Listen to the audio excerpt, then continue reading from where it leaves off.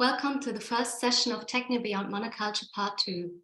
This seminar addresses an aspect of the critique of technology that tends to conflate what is derogatively called techno-scientific rationality with the rationality of capitalism. Given the indispensable role of technology in addressing climate change and its intrinsic relation to the natural and human sciences, this seminar seeks to turn the tables of critique by asking, what are the conditions of possibility for science and technology, not only to serve the common good, but to foster creativity and ecosystemic specificities?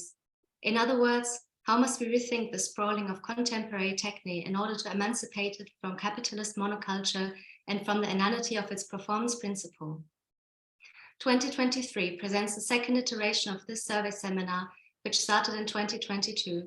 The inspiration for the first iteration of the seminar was a presentation by Japanese shokunin, which are master craftsmen Shuji Nakagawa and Takahiro Yagi at Japanese House on 2nd June 2022, which raised questions between the innovative relations between traditional crafts and high-tech design and industry, throwing into relief outmoded oppositions between handcrafted objects that are valued as culturally representative of specific places or regions and the industrial standardized production of objects that are devalued as tokens of globalized consumer monoculture.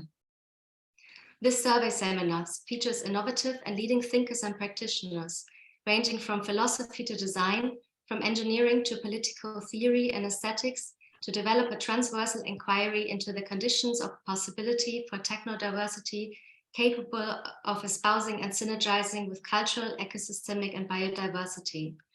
The emphasis on the Greek term techne intends to open a wider philosophical angle on the objects, dynamics, behaviors, and networks that mediate our relationship with the world and with others, as a timely reminder that the Greek correlation between techne and governance as well as rhetorics. What encompasses techne is not only the exchange of ideas, but also that of specialized materials and tools. This exchange is, as Lévi-Strauss remarked, characteristic of humanity. Isolated societies are inert societies, and only societies in contact with each other progress. In turn, it is of utmost urgency to question the grounds on which so critical a part of human inventiveness is cajoled into the capitalist performance principle and ensuing monoculture, to which techno-scientific rationality is also readily reduced. Cecile Malaspina is the author of an epistemology of noise and principal translator of Gilbert Simondon's On the Mode of Existence of Technical Objects, with the collaboration of John Rogrove. She is Directeur de Programme at the Collège International de Philosophie in Paris, short CIPH, where she is also a member of the executive board. She is visiting fellow at King's College London, where her program for the CIPH is hosted by the Departments of Digital Humanities and the Department of French, in association with the Center for Arts and Philosophy. She is a member of the editorial boards at the CIPH's book series at the Presse de Paris-Nanterre and of its Journal of Philosophy Rue Descartes, where she has recently become co-responsible for the epistemology section, as well as being contributing editor for Angelaki, Journal of Theoretical Humanities, commissioning editor for the independent publisher Copy Press, and guest editor at Nature, Humanities and Social Sciences Communications. Cecile Malaspina obtained her doctorate in epistemology, philosophy, and history of the science sector technology from Paris 7 Denis Diderot, and her master's in contemporary French philosophy and critical theory from the Center for Research in Modern European Philosophy in the UK. Before turning to philosophy, she trained as an artist, art historian, and curator at Goldsmiths and RCA. Her main interest lies in the normativity of concepts, especially with regard to the aesthetic and ethical implications of conceptualizing contingency and uncertainty. Cecile, please take it away.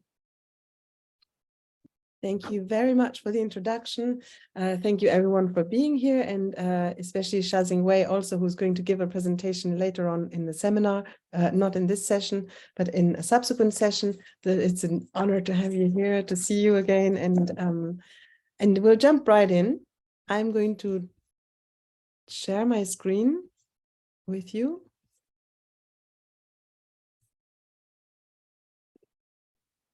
So.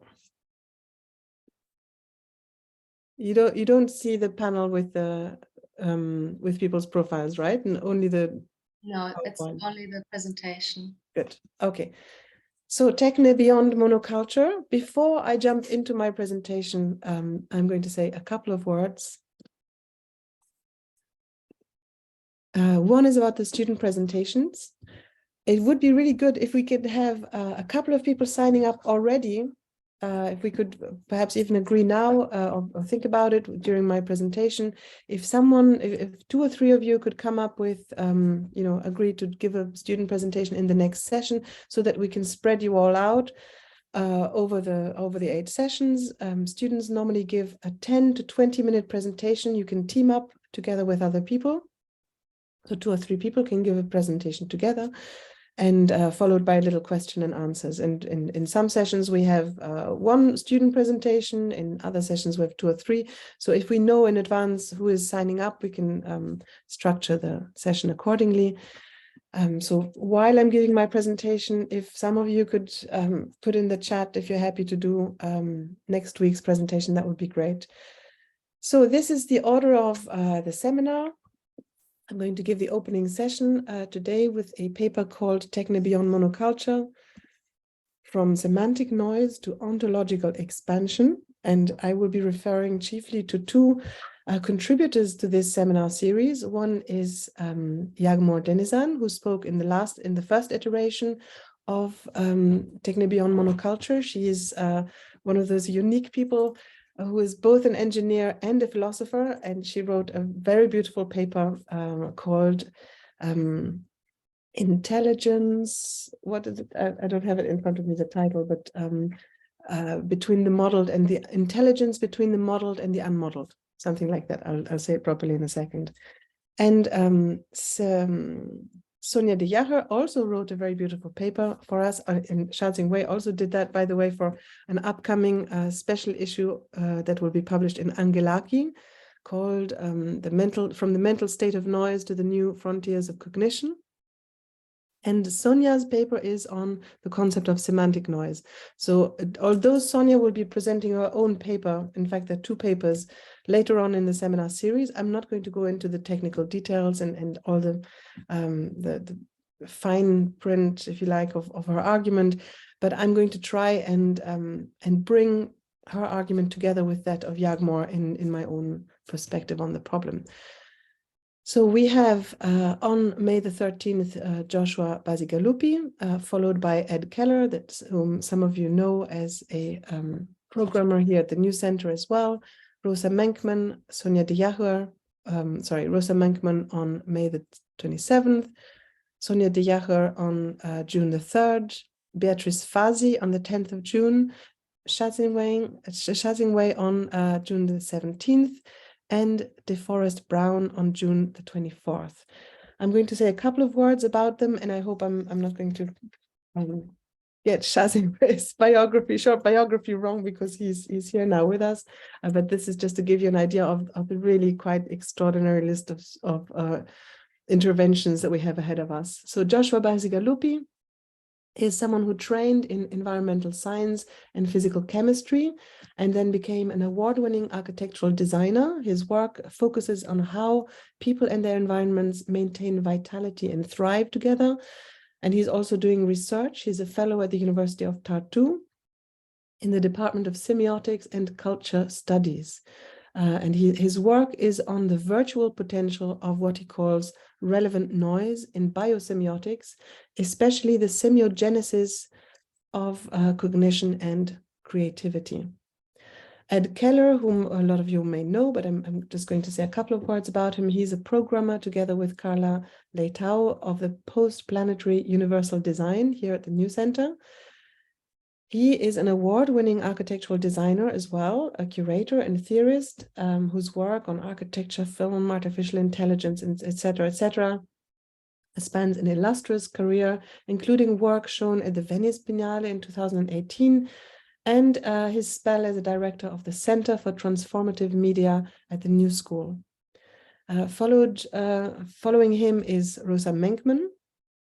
Rosa won the Collide Arts at CERN Barcelona Award in 2019.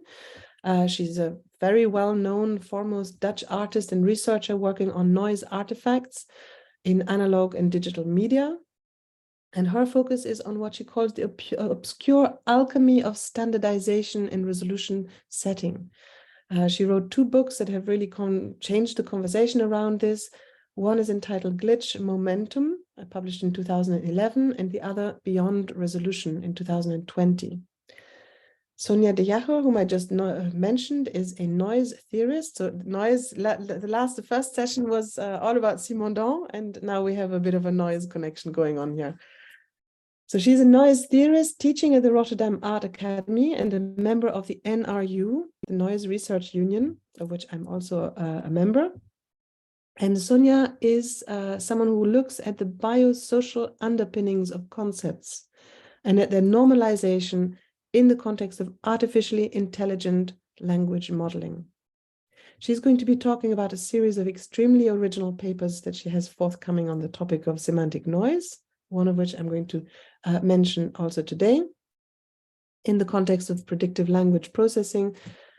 And she will be illuminating the critique of efficiency in a way that complements, I think, the work not only of Menkman, but also of Jagmor Denizan and other speakers in the seminar series. The next speaker coming up is Beatrice Fazi. She is a foremost scholar on the philosophy of computation, technology, and media philosophy, working as a reader in the School of Media, Arts and Humanities at the University of Sussex.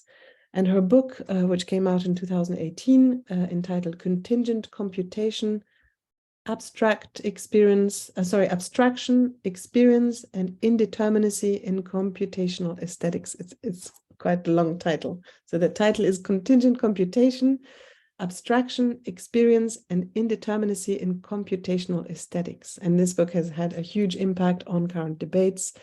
And the originality of her work lies in her approach to the ontologies and epistemologies that are produced by contemporary technoscience. So Shazin Wei, I hope I'm going to get this right. He's a Harvard and Stanford trained mathematician who started his career in scientific computation, mathematical modeling, and the visualization of scientific data and geometric structures. I mentioned this as I did also with Jagmor Denizan, because I think it's always something quite special when you have scholars in the humanities who also have this bridge towards the STEM subjects. In my case, for instance, I have a son who studies engineering, and I'm so extremely aware of the limitations of what I can say in comparison to the depth of knowledge that is required to study something like engineering. Nevertheless, it must be done. So I will proceed with my introduction of Shazin Wei. Many of you will be familiar with his groundbreaking book, Poiesis and Enchantment in Topological Matter, and his transversal approach to poiesis, play, and process in the context of responsive media and improvisational environments. So he is a professor at the School of Arts, Media and Engineering at the School of Complex Adaptive Systems. And he directs the Synthesis Atelier for Transversal Art, Philosophy and Technology in the Global Futures Lab at Arizona State University. Our last speaker is DeForest Brown Jr. He's a rhythm analyst, a media theorist and curator, notably involved in the Make Techno Black Again campaign. He releases music under his own name and under the moniker Speaker Music. And he has performed and presented his work in many prestigious locations, from Haus der Kulturen der Welt in Berlin, Camden Art Center in London, Unsound Festival in Krakow, and countless others. His recent monograph, Assembling a Black Counterculture, is Brown's look at techno as a folk culture of industrial and post-industrial society. So this is going to be our concluding session for this seminar. Let me jump. Did I get that roughly right, Same way? Okay. Could I ask you a quick question, please? Because Gregory writes that the folders in the Google Drive, they are in a different order, so that Sonia de Jager would be on in the second session. I just wanted to ask if the direction that you had that you just showed, if that's correct, and if I should change the file. It's a little bit, it just needs to be swapped around. So initially it was planned like this, and then Sonia and Joshua swapped around because Sonia will still be in Japan next week. All right, okay. So a couple of words about the essays that you'll be writing for this seminar series. They would be 3,000 words maximum. The reason for this, in the past, we also had longer essays, but because some of you come from, or all of you actually come from very different backgrounds, some are already professional writers, others are starting out with writing. I found that 3,000 words is a good way to force yourself to be concise with the argument that you're making and to really work on the structure of the writing. You don't have to write an essay. You can also make a work, a visual or sound work of 10 or 20 minutes of length. So creative work is fine too. The writing can be theoretical, can be academic, but it can also be creative writing and different formats. The only thing I would say is to be clear about the kind of text that you're writing and the research that you're doing, and then to hone the style that you've chosen. So sometimes I have texts that are between academic and something like a diary writing. So if you were to write, for example, something that is a creative diary writing style, do make it your style consciously, work on it, compare it with other people who write in that style. So that would be my my little comment here. The other thing, just structurally, is to use, I recommend using something like Zotero or OneNote or another program to get your references in order. I think if you're writing with the intention to publish, or if you're already publishing, you're probably doing this already, then it's very good not only to reference the work accurately that you're thinking with, but also to have means to do this without having to type everything in by hand, because often if you publish, different outlets would have different requirements of how you format your references, and if this is done automatically, it's going to, I think, save you many hours. So I'm going to start my presentation, but first I will just say, that we have a surprise guest. Wasn't initially planned, and I'm very happy that she can join us. Lisa Rosendahl is also a colleague from a distant past whom I last saw 25 years ago when I was an archive assistant at the Listen Gallery in London, and she was working as an organizer in the gallery. So it's going to be, we were emailing now, but I haven't actually seen her for all this time. So it's going to be amazing to see her again. She has just curated this show after Monoculture, which is at the Gallery Weißer Elefant in Berlin. So any of you who are in Berlin, unfortunately I'm not, I hope that you're going to have a look and take pictures and report back. So I'm going to start with my presentation.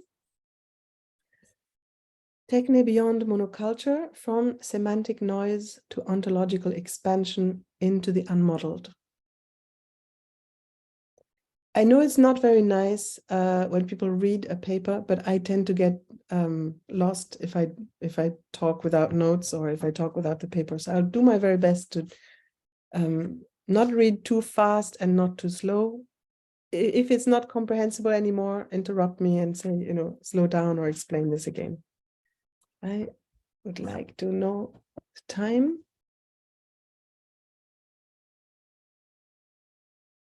The time is now 3:20. Okay. Thank you. And I'll just check if I can have a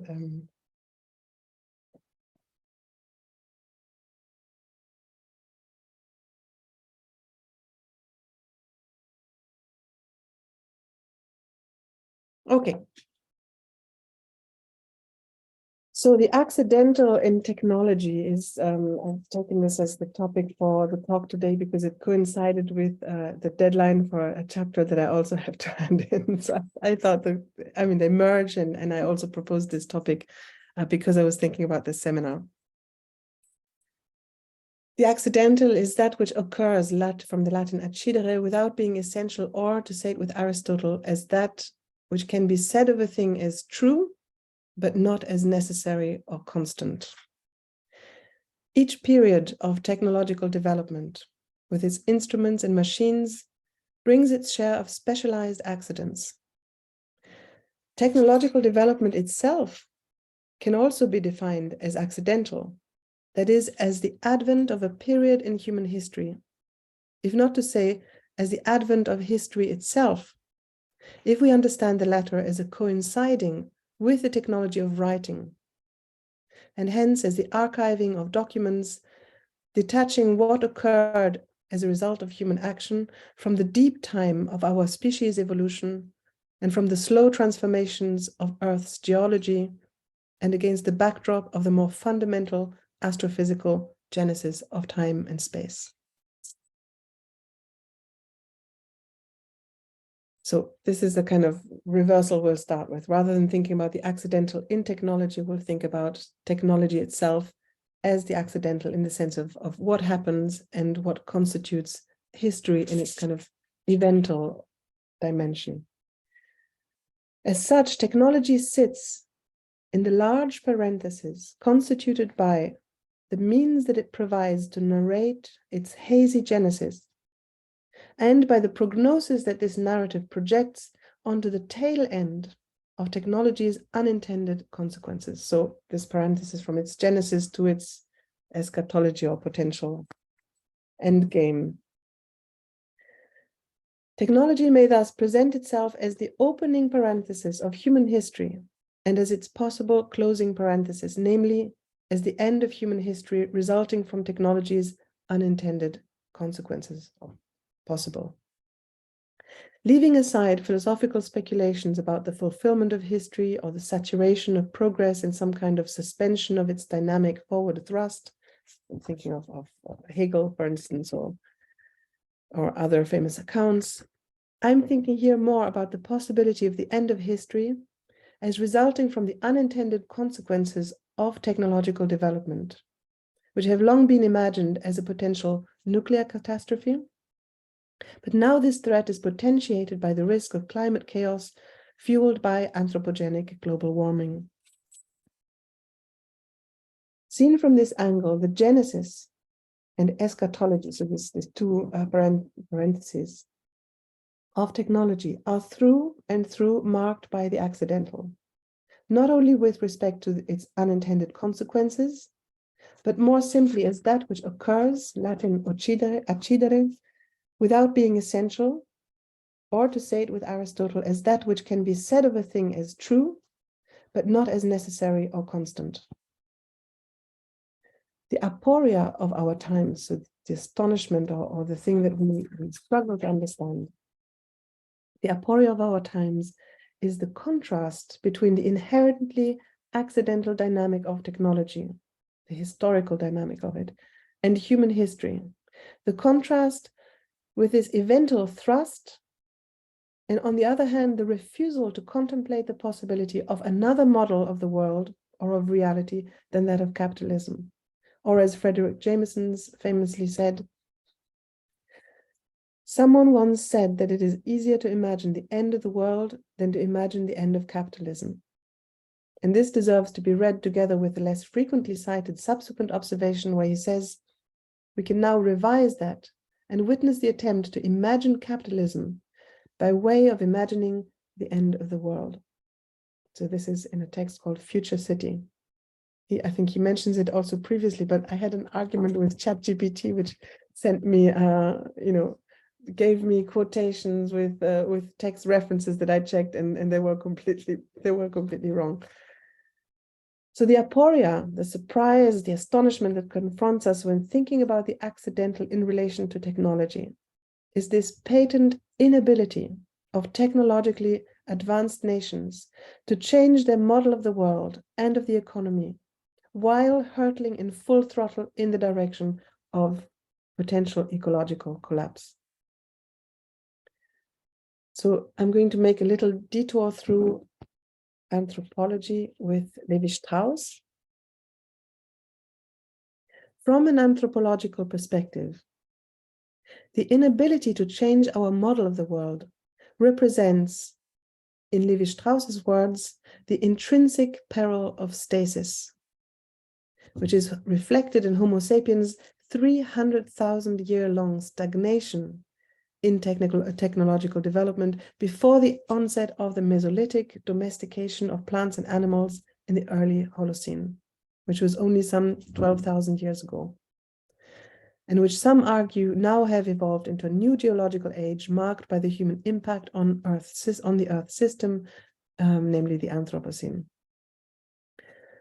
Levi-Strauss's observation that humans are characterized by this intrinsic peril of stasis that can be gleaned from the near sameness across time and space of a stage of technological development across nearly 300,000 years of Homo sapiens' presence on Earth contradicts the common idea of human intelligence as something that is intrinsically inclined, if not hell-bound, to perpetual innovation. So he kind of turns the table on this and says, no, actually, left to our own devices, we just stay the same. This was a significant argument for him against the common perception of what he called a natural movement inherent in human development. The widespread conviction that the human species distinguishes itself by its spontaneous tendency to evolve, he argued, is disproven by the archaeological facts on the ground. On the contrary, and I quote him here, it is as if humanity were first of all something inert, and as if it required exceptional impulses to move and change something about its state.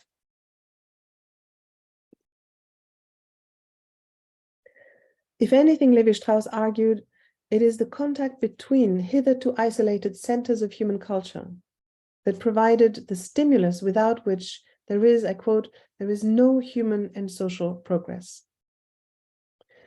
A society, he said, a society abandoned to itself has no natural tendency towards progress, end of quote. It needs to be, he said, I quote, it needs to be shaken up by a multitude of little shocks representing contacts between different nations, end of quote. Technological process is thus not a characteristic of humanity in its essence. What is essential is the need to overcome what Levi-Strauss singles out as this intrinsic peril of stasis.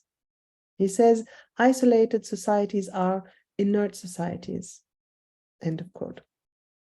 In other words, it is not the propensity for technological invention that first characterizes humanity in its essence, but the propensity for inertia and the necessity to overcome it. In other words, technological process is incidental to the minor or major shocks that spur humans to overcome their characteristic inability to change when left to their own devices. Its premise is the haphazard shock, ideally in the form of encounters with others, who see the world differently and do things differently. The accidental dimension of technology thus inaugurates itself. Oh my Lord, it's the coronation here. I don't know if you can hear, it's quite noisy in the background. We've got stuff going on, planes in the sky. We cannot hear it. It's so No, it's really quite loud here. Good, I've got good noise cancellation on my computer. My God. Okay, so the accidental dimension of technology thus inaugurates itself with a transition from a 300,000-year-long spell of relatively static adaptation to the environment, which was still rather more in keeping with the relatively slow time of biological evolution, to a mode of existence that is now characterized chiefly by the exponential rate of change, both in terms of technological progress through innovation and in terms of the living conditions of human and other plant or animal species, whose transformation is profound without being coextensive with the idea of progress in the sense of common good. Seen against the relatively static backdrop of its prehistory, the very emergence of technology must seem as accidental as a chance encounter. Its dynamical historical form has a different time signature to biological evolution and to the mediation of objects that humans have in common with other species. So other animals, for example, using objects in a kind of semi-proto-technical way, crows, for example. One would then have to admit that from an anthropological point of view, the most characteristic aspect of technology, namely the dynamic amplification and complexification of technical structures, objects, and systems, which we associate with the idea of progress, is itself fundamentally accidental. It relies on the encounter which may or may not happen. Indeed, if the fortuitous encounter is the prerequisite for the jolt that precipitates the time signature of technological progress, then it is hardly surprising that the military now constitutes the most abundant generator for the runaway phenomenon of ever accelerating sophistication and complexification of technical procedures, objects, and systems. Technology thus harnesses the domain of the contingent, tries to make it predictable, or as many people like to say, is nigentropic. So technology is of the domain of what might be other than what it is. Its late occurrence also singles it out as something accidental rather than necessary about humans, and that what is intrinsic to humans is rather the peril of stasis when left to their own devices. This accidental aspect of technology's emergence also extends to the horizon of its unintended consequences, which encapsulates its time signature with a threat posed to the human species and to other species on Earth, first by nuclear war and now also by anthropogenic global warming. What arose accidentally, leveraging the rate of change of human adaptation to and the transformation of the environment, now unfurls as the anthropogenic precipitation of a chaotic change in Earth's geological dynamics. At the tail end of technology's accidental advent, we thus face the possibility of an unprecedented precipitation of mass extinctions, or at the very least, the possibility of a drastic reduction of the number of individuals constituting our own and other species. Crucially for our argument here, it is biodiversity itself that is threatened. Understood not as the number of existing species at any point in time, but as the spontaneous evolutionary diversification of forms of life, including the emergence of Homo sapiens. In other words, the tail end of technological innovation appears to harbor the threat of a universal stasis. So of not only humans, but everything else also not being able to change and diversify. So against this, I want to use this paper as an argument for something that would be not a biodiversity, but a techno-diversity. In this regard, the intrinsic peril of stasis, which we have from Lévi-Strauss, which our species appeared to have overcome through fortuitous encounters with others, which acted as stimuli and catalysts for the rapid rate of change linked to technological innovation. This risk of stasis now haunts us in the form of the moral and political paralysis of industrialized nations, unable to change in the face of the unintended consequences of technological process. And more profoundly still, in mankind's hand in stymieing evolution's steady rhythm of biodiversification. In this regard, the relation between the accidental and technology and the intrinsic peril of human stasis, which was singled out by Lévi-Strauss as our inability to change without the appropriate stimulus. This is what must concern us the most. The anthropological hypothesis of a fundamental reluctance to change our model of the world is all the more critical as the existential threat that it poses is entirely obscured by the bedazzling onslaught of technological innovation and the fulgurant civilizational mutations that they entail. Rather than starting from the assumption that artificial intelligence is in competition with human intelligence, we should then start by exaggerating for the sake of argument the idea that humans and machines are in fact rather alike in their default mode of cognitive functioning, insofar as this seems to mostly be structurally determined and bound to the confines of a model of reality, or Jagmore Denizan calls it, and the ontology is a model of reality without obvious alternative. So this is to echo Jameson's famous dictum that rather the end of the world than an alternative to capitalism, or than an end to capitalism. So our first concern must be this patent inability to collectively change our model of the world in relevant ways, a mental paralysis as pernicious as it is masked by an ideology allying high-speed innovation with the expansion of new markets. The spectacle of novelty and perpetual change must not distract us from the critique of a conservative world model. Conservative not in the sense that it preserves things or nature or the common good or values, but conservative in the sense that it preserves itself at any cost.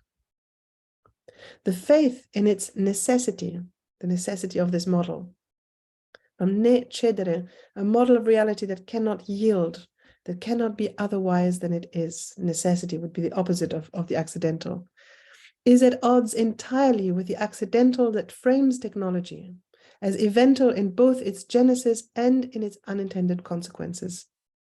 It betrays both an intrinsic, cognitive, and social obstacle to countenance the accidental and a historically relevant investment in the idea of necessity as ineluctability.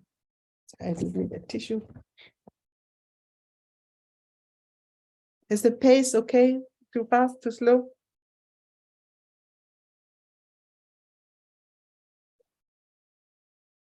Sorry, flu going around here in London. So this faith in necessity is what we're going to talk about next with Hannah Arendt. Faith in necessity and the idolatry of automation. So this is necessity, ne cedere, that which cannot yield or be otherwise.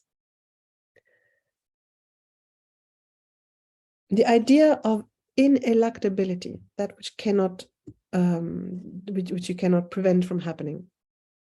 In other words, the idea of necessity has such a deep-seated hold on the collective imagination that although it is ludicrous and without foundation in regard to the origin and unintended consequences of technology, it still somehow convinces us that it is, on the contrary, ludicrous to imagine an alternative to capitalism, even as this commitment erodes the last chances of mitigating the impact of anthropogenic global warming and consequently of avoiding the end of the world as we know it. I hope this is not sounding too tragic, but I'm feeling a bit tragic about it, but also hopeful, you will see. Recklessly hopeful, in fact. At stake, in other words, is not the nature of technology, but the normative power of assumptions we make about man-made systems and their necessity. This is nowhere more poignantly put than in Kafka's fictional Premonition, written in 1914 and 1915, of an absurd system whose presumption of necessity is so overwhelming as to compel the protagonist of letting himself be, I quote, deported and killed without resistance, end of quote. This is a quote of Hannah Arendt's reading of Kafka's Trial. Kafka's Trial has a shattering resonance in Hannah Arendt's call in 1947 for a writing that must emancipate itself from the given. A writing that must emancipate itself from the given and renounce the faith in its necessity or ineluctability. She introduces her essays entitled Die verborgene Tradition, and they haven't been translated as yet, I think. So here's a quote from Kafka's Trial. One must lie low no matter how much it went against the grain, and try to understand that this great organization remained, so to speak, in a state of delicate balance. And that if someone took it upon himself to alter the dispositions of things around him, he ran the risk of losing his footing and falling to destruction, while the organization itself would simply right itself by some compensating reaction in another part of its machinery. And since everything interlocked and remained unchanged, unless indeed which was very probable, it became still more rigid, more vigilant, severer, and more ruthless. So I think this joins up quite tragically with Jameson's remark earlier on.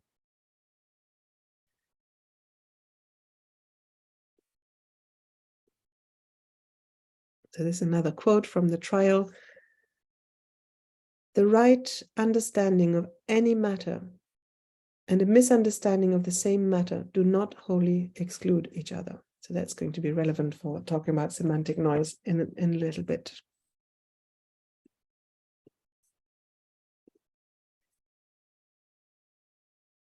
So, die verborgene Tradition, the hidden tradition, some of these essays have been translated, but I don't think the introduction, which is an incredibly powerful text written in 1947, which starts with the acknowledgement, Hannah Arendt acknowledging the impossibility of writing in German as a Jew in 1947. So she writes this in German. The impossibility if one remains confined to what happened. The address is an impassioned call to write in full awareness of the given, of the facts that ground reality. She calls it der Boden der Tatsachen, on condition that one writes to go beyond the given. And so this transcendence of the given, and you could say the transcendence of data or also of the model of realities, is what's at stake here. So written in 1947, Hannah Arendt poignantly articulates the seeming impossibility for a Jew of addressing Germans and Europeans in German without being branded, I quote, a fool or a scoundrel, ein Narr oder ein Lump. This impossibility, Arendt argues, results from the facts of reality, from a reality that is a given, an aftermath of total war and genocide. However, the facts of reality, the given, der Boden der Tatsachen, can no longer ground reality, but now ungrounds it in a form of abyssal horror. The given no longer grounds reality, but has become an abyss. The fact that Arendt does write this series of essays in German, addressing German readers, is itself a form of performative writing. It performs the ethical imperative that she argues for, namely the call for a form of writing that is grounded in the facts of reality without being confined to them. What axiom justifies this practice of writing as the transcendence of the given? For Arendt, writing must start by abjuring undue faith in the necessity of the given, which is brought to its ultimate conclusion in her reading of Kafka's Trial, where the protagonist, K, is tried without knowing what offense he has committed or according to what laws he will be judged. The only thing we know about this system is that it is based on a great and complex organization, a world order, in the words of a man of faith in the story, who advises the protagonist that it is futile to search for truth, because there is no need to hold something to be true. It is enough, I quote, to hold it to be necessary. So the power of the machine that seizes and executes the protagonist is entirely drawn from the appearance of necessity.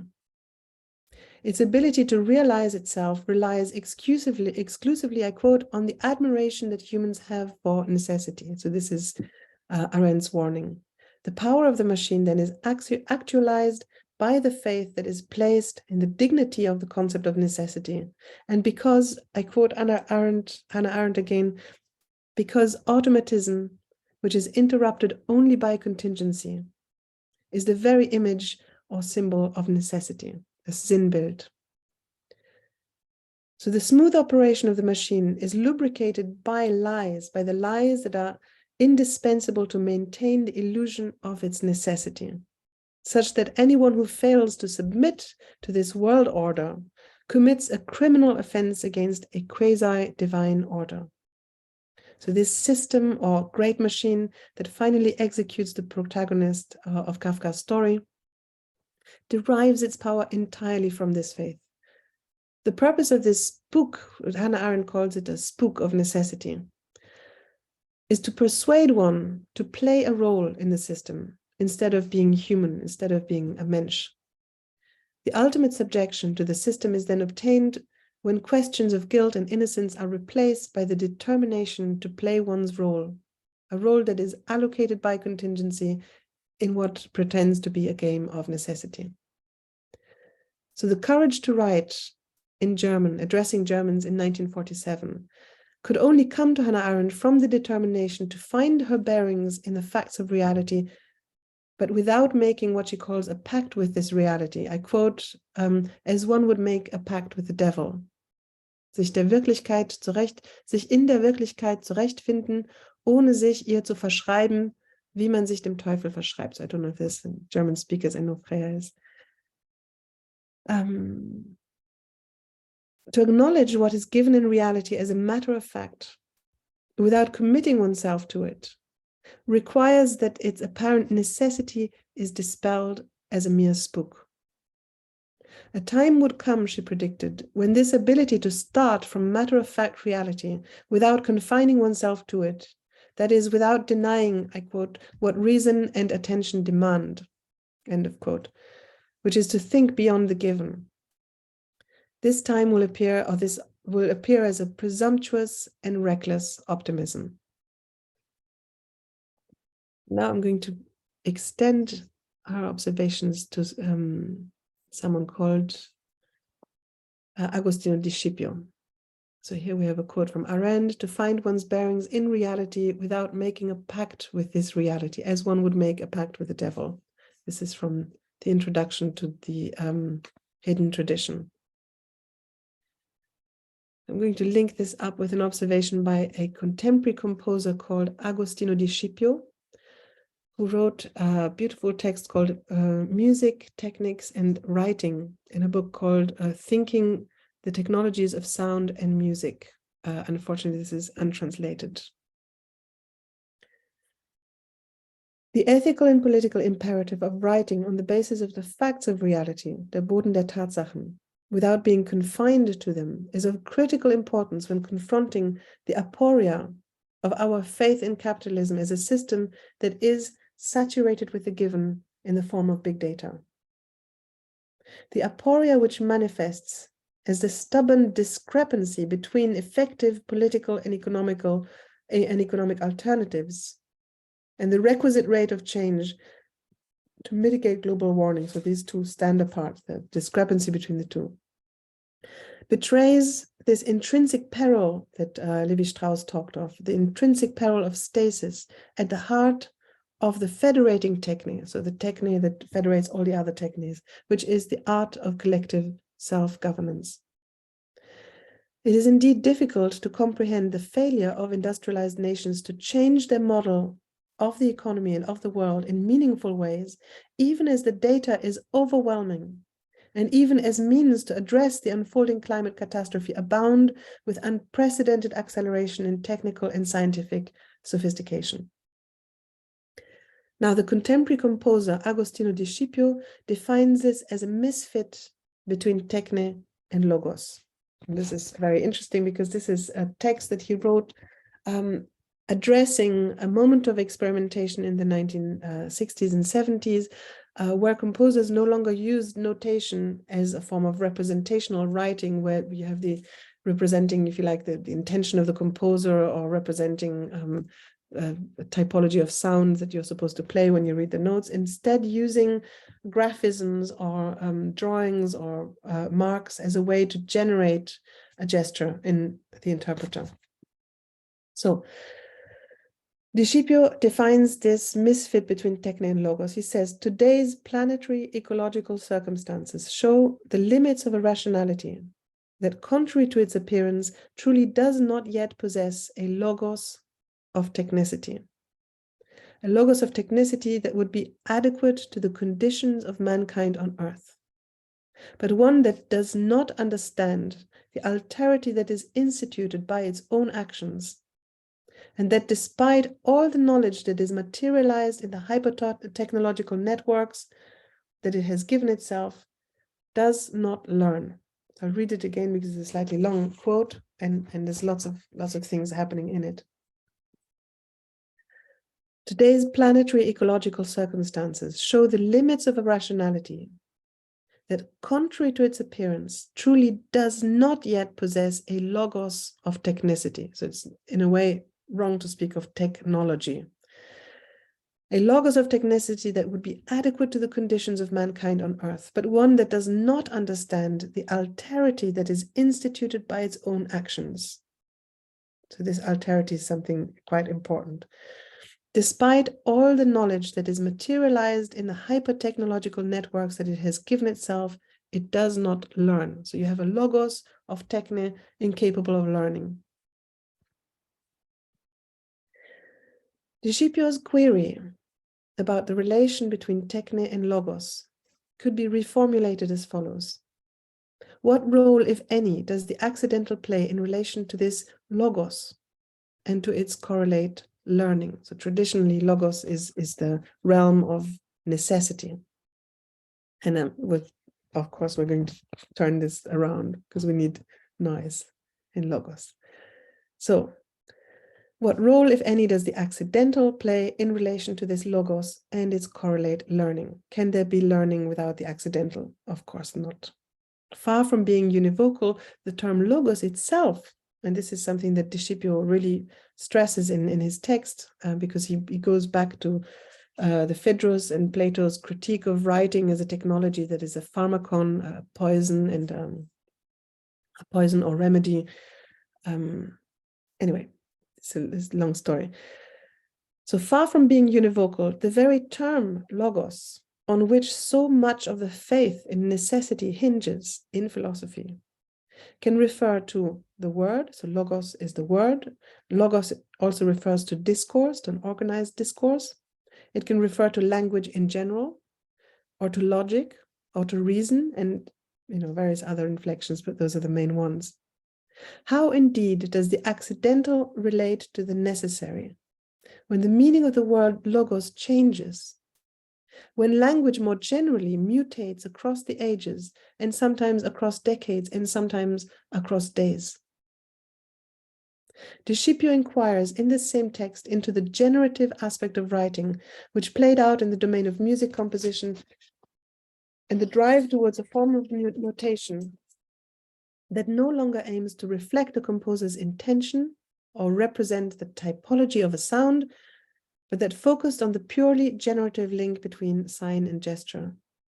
His query about the logos of technicity goes to the heart of the question of the accidental in technology.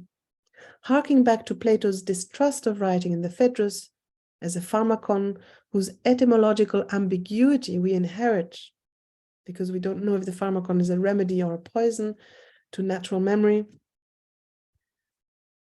to a practice of memory that was itself, as Discipio points out, far from spontaneous, but already steeped in a tradition of mnemotechnics, so the technique of remembering things. So Plato complains that the technique of remembering things becomes too artificial with writing, and you don't trust the artifice because it's a form of trickery.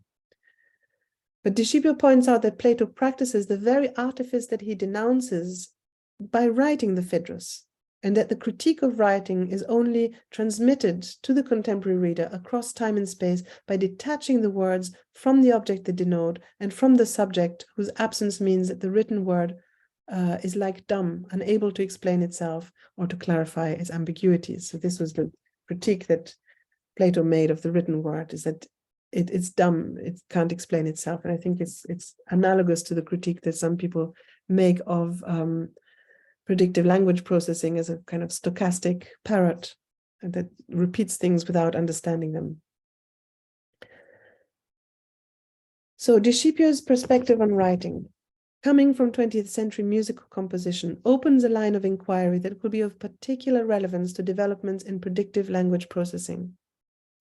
The representative function of writing, which is still dominant in the Platonic conception, is replaced and experimented with in contemporary musical composition, where the sign is no longer an index, but a stimulus, no longer directive, but generative of gestures, generative rather than representative of the idea of music or of a certain sound, which notation would instruct to enact.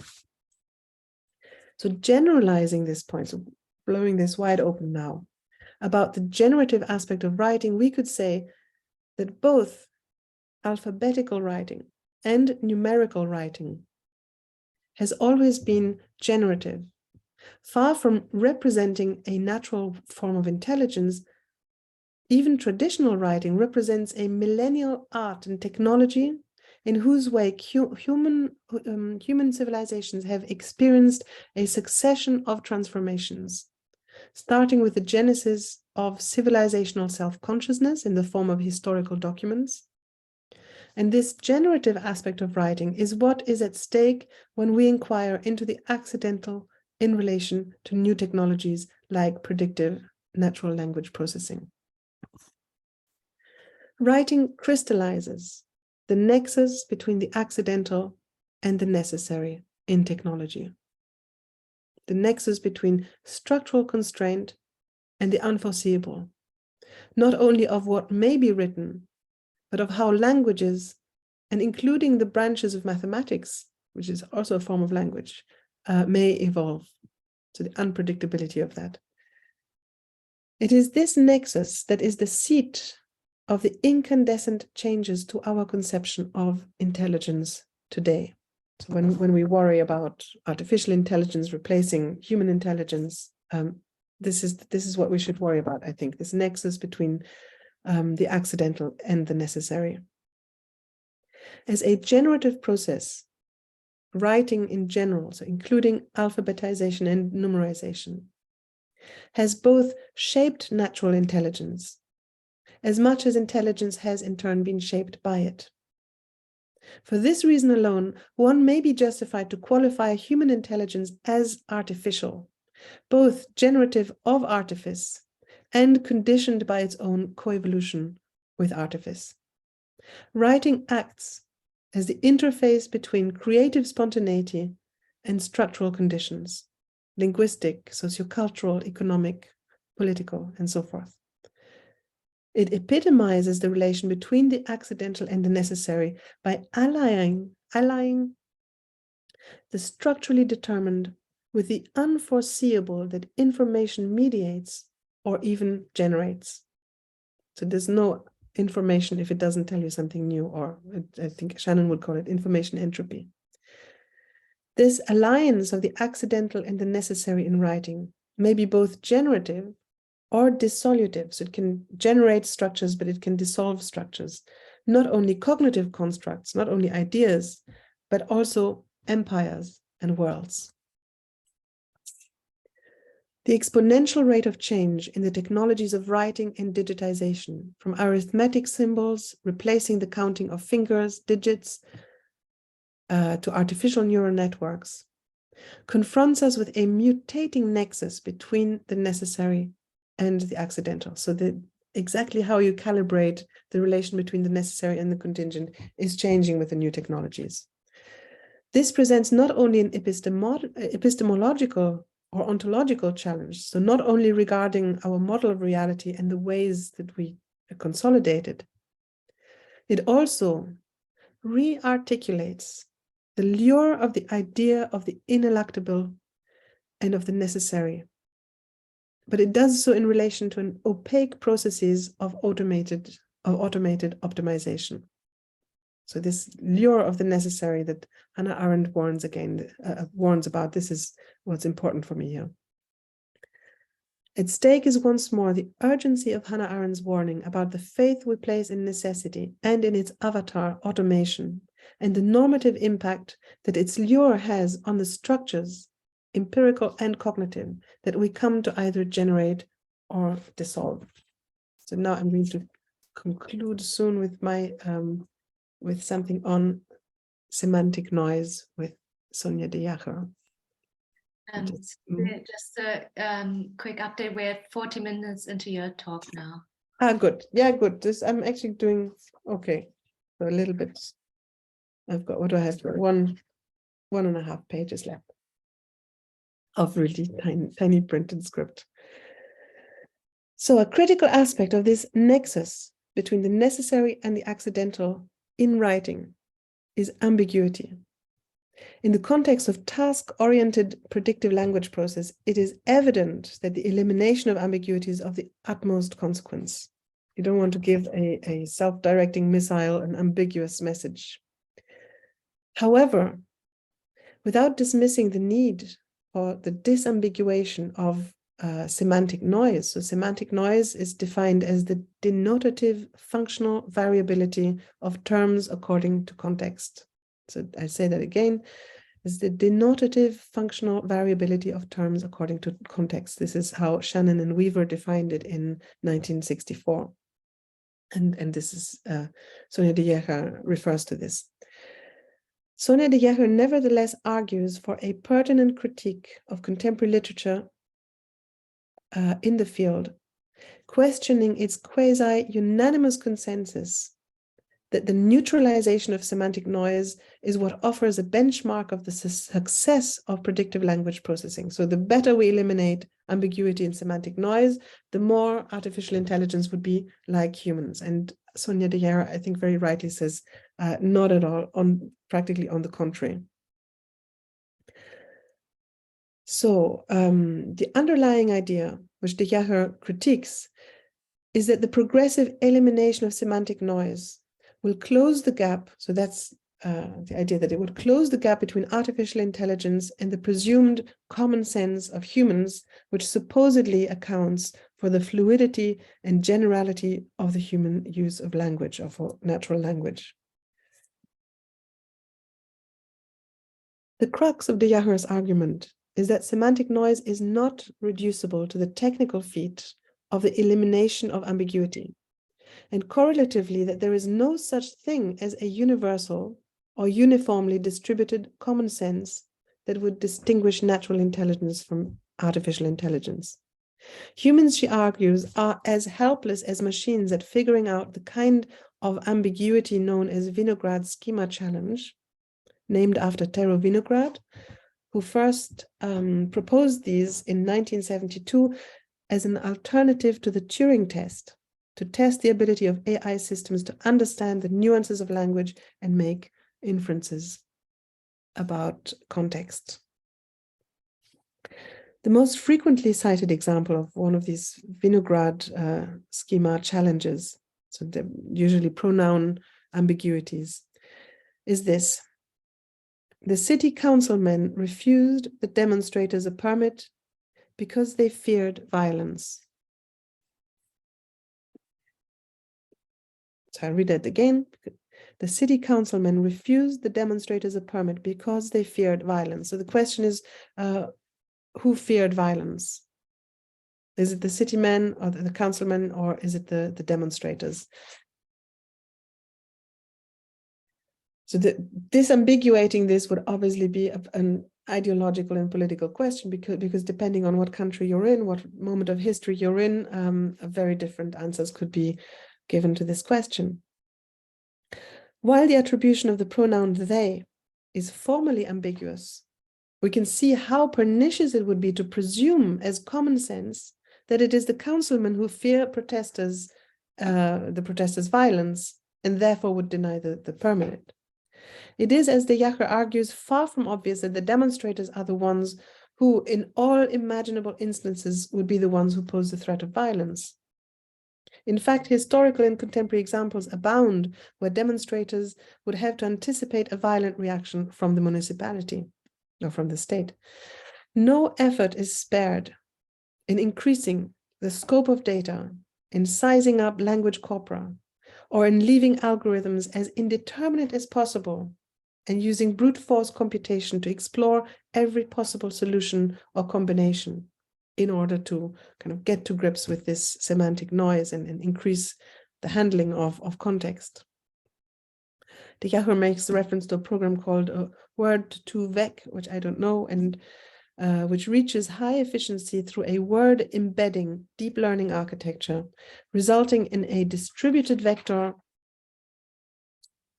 representation of words in language corpora based on updating units of language, word concepts, and semantic relations. So it's this it sounds to me, and she's going to thankfully come and explain this in much greater detail, like an immensely complex self-updating data set.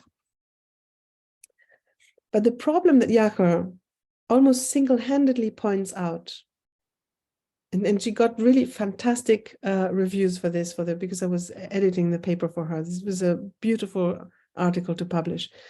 2 articles actually. One is going to be published in a Nature-affiliated journal called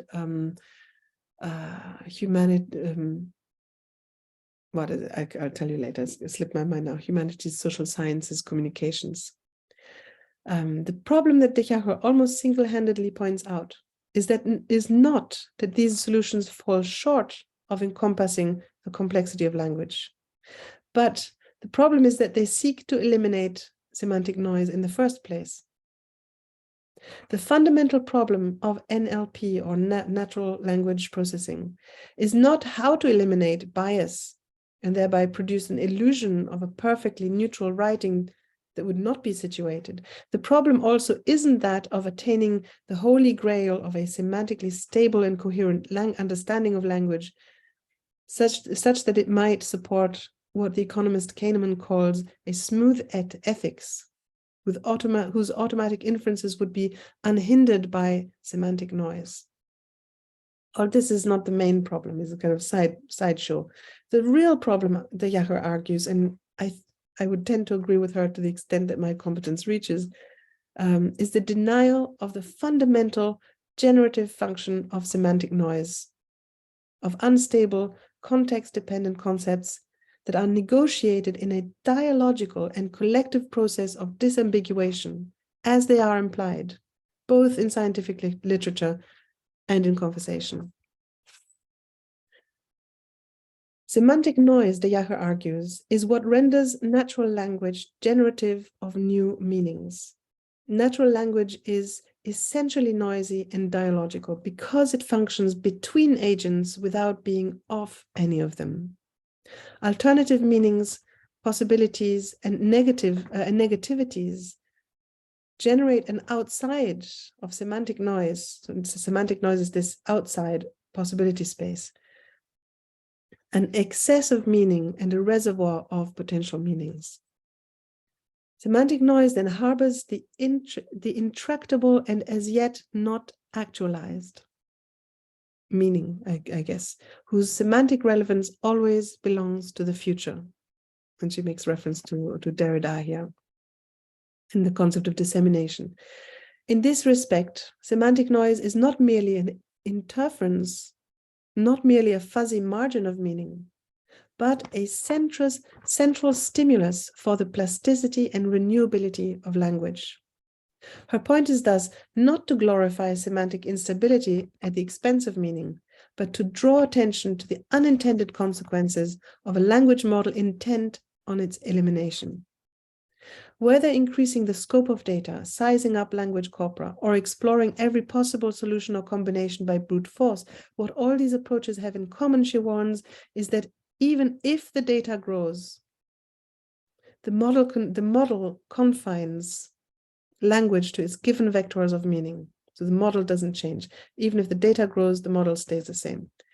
The problem, she argues, with the consensual and solutionist commercial drive to eliminate semantic noise is the quest to perfect the simulation of the human interpreter's fluidity and generality by promoting an image of language where meanings are statistically given rather than debatable and dynamic in their evolution. This not only ignores, but suppresses the dialogical polyphony of disambiguation and the negotiation of concepts. Now, this polyphony, we might argue, in answer to Discipio's inquiry into the logos of Techne, the word, the discourse, the reason of Techne, corresponds, and this is my contribution here, I'm not going to fault Sonia for this, to a form of logo diversity. So you could, coming back to the earlier mention of biodiversity, not just the number of possible meanings, but the capacity to diversify meaning.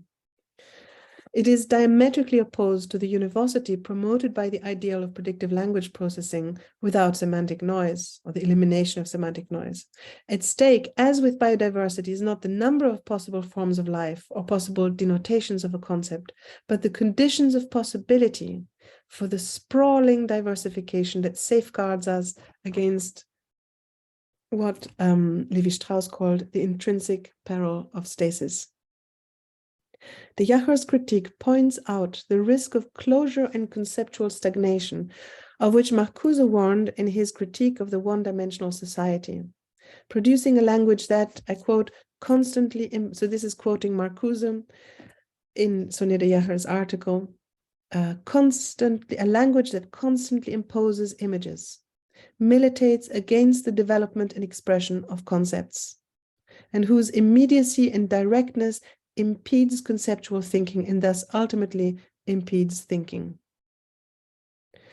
The problem here is the risk of a twofold naivety. One aspect of this is the ideal of identifying a true meaning behind an ambiguous pronoun, based on a picture-like correspondence between phenomena and the written word. So in a way, you would be thrown back to a Platonic conception of language, which ultimately reduces language to an indexical, denotative, propositional mirror of reality.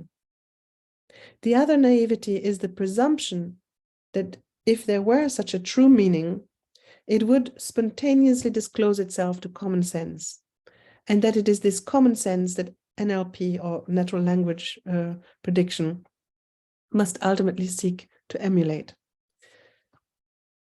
The astonishing fluidity and generality of large language models like ChatGPT are already so confounding as to be in some instances indistinguishable from a human interlocutor.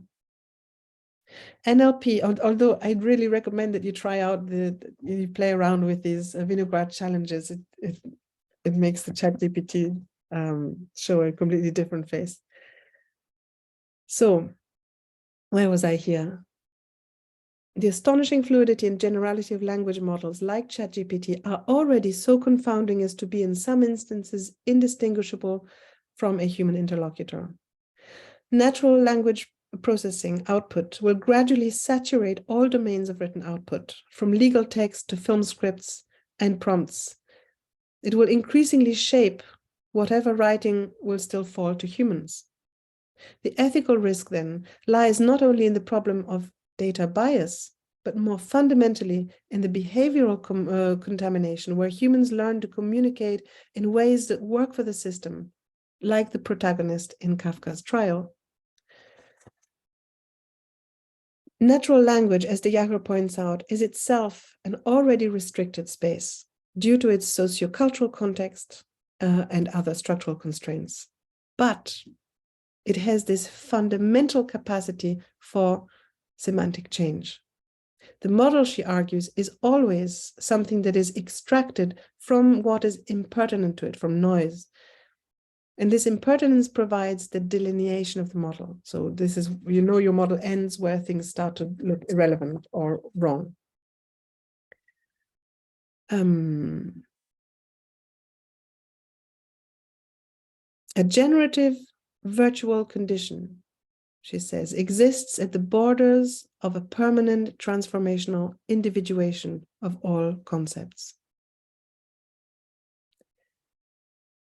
If de Jager is right to point to the functional role of semantic noise in mediating conceptual genesis and linguistic novelty, then the attempt to eliminate it or to mask it through encoded normative assumptions about common sense may ultimately obscure a fundamental aspect of what we may call truly intelligent propositions and gestures. If we define these with Hannah Arendt as the capacity to write beyond the given.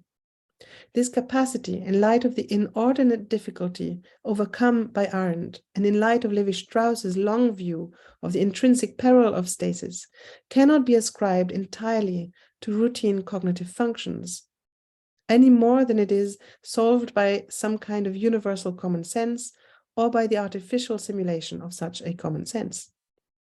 In this regard, the presumed common sense of natural or human intelligence, if it even exists, could be said to operate in its default mode in a way that is actually quite analogous to artificial intelligence and predictive language processing, because it operates for the most part from within the confines of a model of reality, based on what is given or based on its data.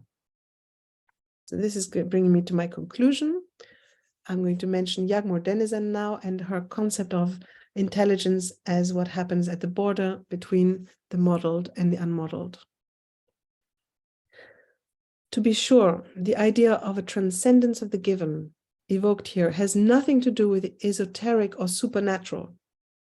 But as Jagmor Denizen puts it succinctly, it has to do with our model of reality or our ontology, the logic of being, if you like, our model of being. To transcend a given model of reality or ontology, following Denizen's argument, is what distinguishes the intelligent process from a process of automated optimization. So she argues in this paper against using the term intelligent for natural language processing, for example.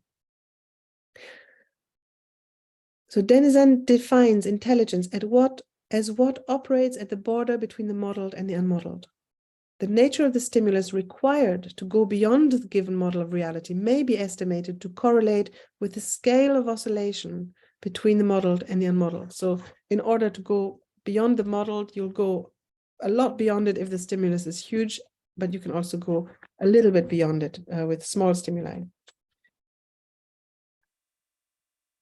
Denizen, for example, talks about creative processes of intelligent beings as involving controlled and deliberate micro-oscillations between the modeled and the unmodeled.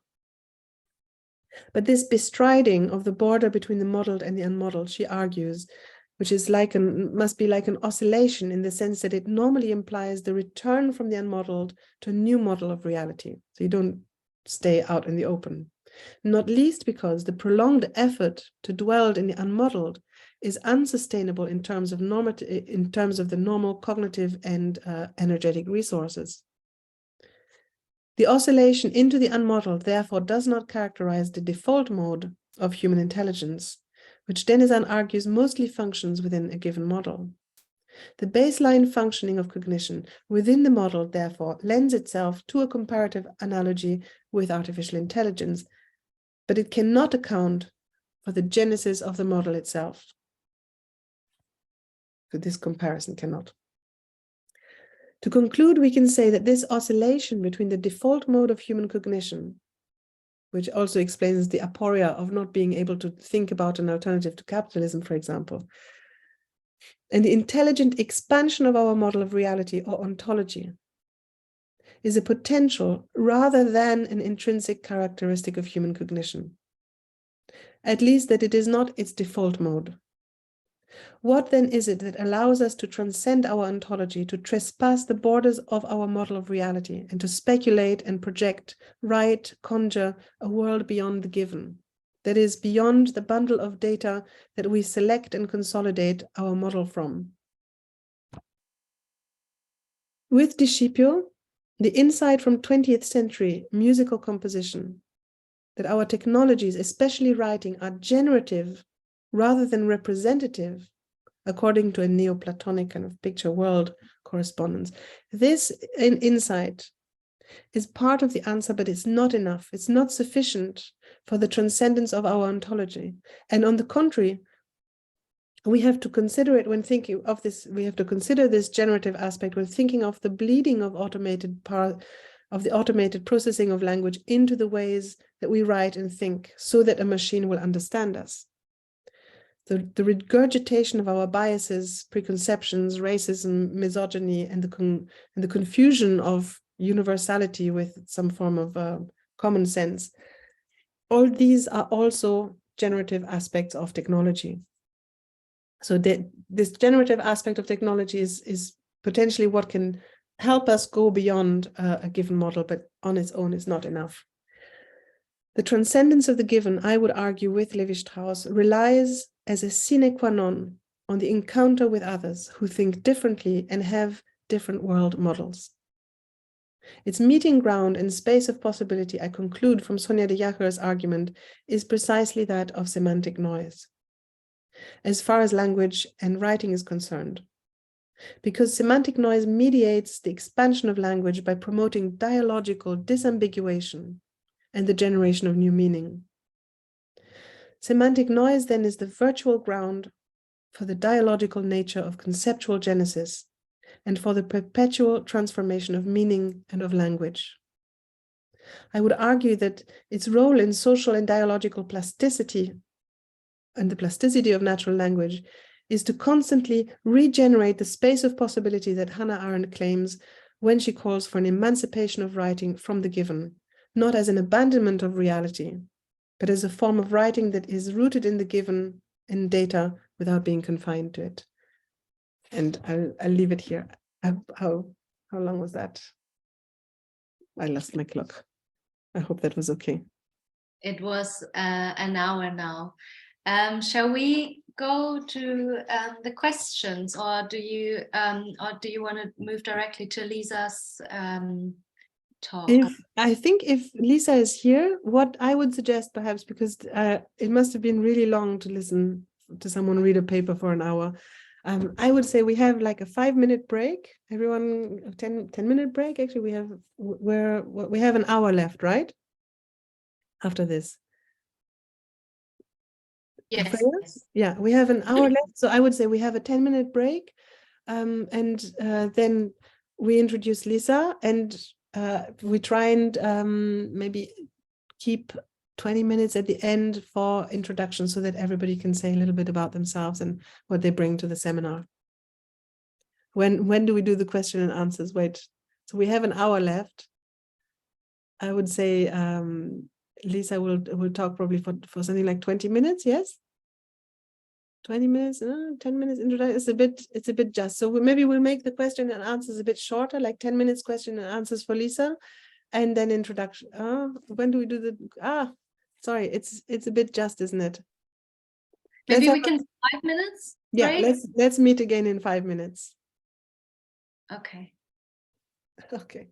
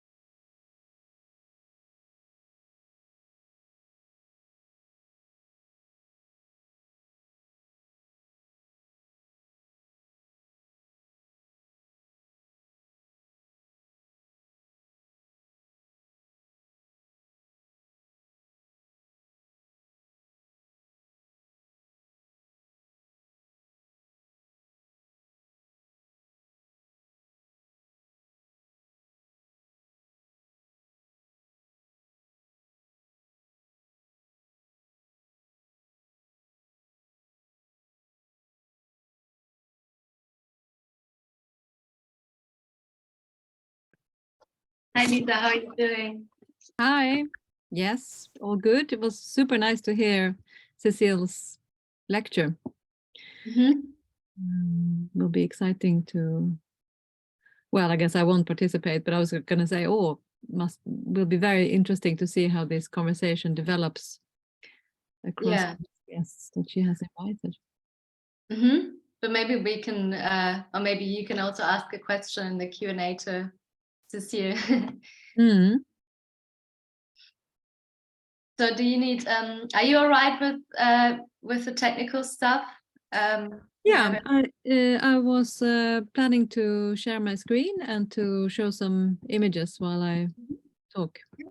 All right, great.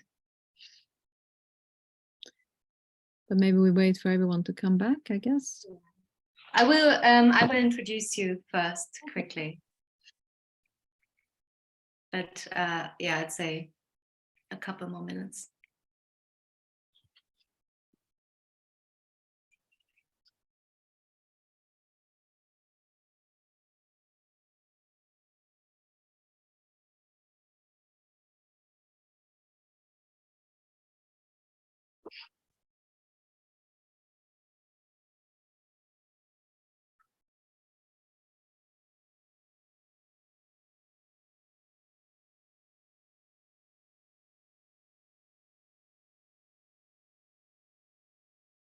Is this the very first session in the course? Yes, yes. I'm just waiting for Cecile now to come back, basically. We can start. Sorry, I cheated. I took 3 minutes more. It's all right. I worked it out. So I think we just take the question and answers together. But first, so I'm so happy to see you, Lisa. The same, and amazing to hear your lecture. Extremely interesting.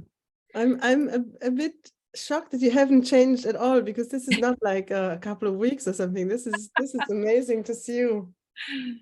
So nice, and thank you so much. I mean, this was very improvised. You know, I asked Lisa basically a few days ago, hey, you know, do you want to give a presentation? Yeah, sure. So this is amazing. Very generous of you also to give us your time and tell us about the exhibition. The coincidence, I mean, this is a triple coincidence. That we're both working with monoculture. Well, maybe yes, that's what it was the title. I mean, I guess it's yeah, absolutely. Yeah. Well, sadly, maybe it's not, you know, a coincidence. It's just that monoculture is basically swallowing our whole world. So we're all working also on the same topics, I guess. Yeah, that's a sad coincidence and a happy in different ways. I'm incredibly happy also just to see you, to have the pretext to see you again. So I think Freya has prepared a little introduction, so she's going to say a few words about you, and then we can fire ahead. Okay, so yeah, now we have Lisa's talk, and Lisa Rosendahl is a Swedish curator, writer, editor, and educator based in Berlin. She was the curator of 2019 and 2021 editions of the Goethe International Biennale for Contemporary Art. Since 2018, she is Associate Professor of Exhibition Studies at Oslo National Academy of the Arts. For the last few years, her curatorial practice has been engaged in long-term projects researching industrial modernity in Scandinavia, resulting in exhibitions such as the Society Machine at Malmö Kunstmuseum between 2016 and 17, Extracts from a Future History at the Public Arts Agency Sweden in 2017, and Rivers of Emotion, Bodies of War at Trondheim Kunsthal in 2018. She writes and lectures internationally and has curated exhibitions at Moderna Museet in Stockholm, Kunsthal Charlottenburg in Copenhagen, and INIVA in London, amongst other places.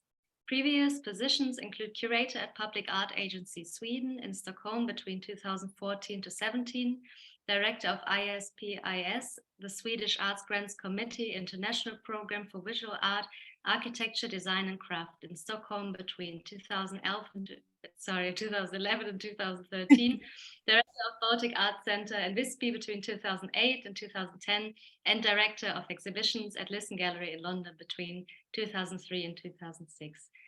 Please take it away, Lisa. Okay, thank you very much. So that was a lot of details about me. So yes, I will talk about my current exhibition, which is called After Monoculture and is on at the moment in Berlin, as Cecile was also saying. And as Freya mentioned, I have for almost the past 10 years been researching and doing curatorial projects on industrial modernity in Scandinavia as a wider cultural condition, let's say. So this exhibition is part of that, I guess you could say, but it's a quite small project compared to the other more research heavy exhibitions I've done previously. So I will share my screen and show you some images and talk very briefly actually, but still about this project. Let's see here. You see my screen now? Yes. So this exhibition is comprised of 3 artists, and as with my previous work, the sort of entry point into this is to read monoculture as a wider cultural condition, so not simply the agricultural term monoculture that we are used to encountering, but to see it more as a societal condition actually. And the starting point for this exhibition was the work by this artist, Marcelina Velmer, called Solid Landscapes. I was invited by the municipality of the Mitte district in Berlin, the Bezirksamt Mitte, to respond somehow to Marcelina's work and to do an exhibition starting from her practice. In fact, I didn't know Marcelina from before. But Marcelina, who is originally Polish, but she is based in Berlin since many years, she had been to the north of Sweden, to the Arctic regions, and done research there. And that's also an area where I have been working, doing projects. So somewhere along the line there, the Bezirksamt Mitte introduced the 2 of us to see what would come out of it. And Marcelina is showing 2 works. Lost Landscapes, which is the big video that you see to the left, and then an installation, Solid Landscapes is the big video to the left, and an installation called Lost Landscapes, which we will go into the adjacent room there, that's at the right. So this central piece by her, this video Solid Landscapes, is actually filmed. It starts with this type of imagery that you see here, which is filmed in the north of Germany in the container harbor outside Hamburg. And then, and she's filming, the whole film is basically filmed with a drone from above. So it's a kind of consistent drone footage, and she's also using drone sound in the film. That takes us from these container harbors in North Germany all the way up to the mineral mines, the iron mines and the copper mines and the lithium mines and so on in the north of Sweden. So her film is sort of in between reality and fiction, I would say. Or perhaps, in between reality and dystopia. It seems like the boundaries are quite thin at the moment. So this is where it starts off, and this is more or less where it ends. And what you're presented with is a continuous landscape that is thoroughly commercialized and industrialized, and where human presence is almost nil. In the other room is an installation where she's using still photography that she took up in the Arctic region in Sweden, which is commonly referred to as the kind of last wilderness of Europe, in fact. But in her work, she has animated these landscapes, so they're kind of trembling, a bit like a Fata Morgana impression. And she's also inserted logos of the companies that in fact own big parts of these landscapes and extract, for example, hydraulic power, forestry and so on, and as well as minerals, of course, from these landscapes. So the impression you get is more or less that they are kind of hollowed out. When I was then presented with Marcelina's work and asked to work with it somehow, I felt that it would be interesting to put her in relationship with two other practices that also deal with Scandinavian culture. And I had recently seen a new film by Åsa Sonjasdotter, a Swedish artist, called Cultivating Abundance, Away from Monoculture. And Åsa's film is partly a historical, it's a documentary, basically, and it's an hour long. And perhaps I could even ask her to actually send her link to you, Cecile, and maybe you can share it in the group and you can watch it. It's a fantastic film. And she starts off by looking at the history of a very particular place, this former Swedish Seed Association, that is actually, believe it or not, the place where agricultural monoculture techniques were initially developed, which is now the same system that is used globally. And she traces how the innovations in this small research institute in the south of Sweden, who were in turn actually influenced by the Danish brewery Carlsberg, because Carlsberg had already in the 19th century discovered that you could brew beer with a monocultural yeast, and this was a completely new technology. So the farming institute in Sweden then thought, I wonder if we could do the same with all plants, basically to cultivate monocultural crops and to find the ideal shape, for example, of a vegetable and just keep on reproducing that. It's more or less like a cloning system. And Åsa came across this story because she was there at the agricultural research. She has worked with agriculture and farming as an artist and also an activist for a long time, both in Sweden and in Germany. And she went to this agricultural research institute. And when they found out that she was an artist, the archivist there said, oh, maybe you are interested in something we have up in the attic that no one has looked at for about 130 years.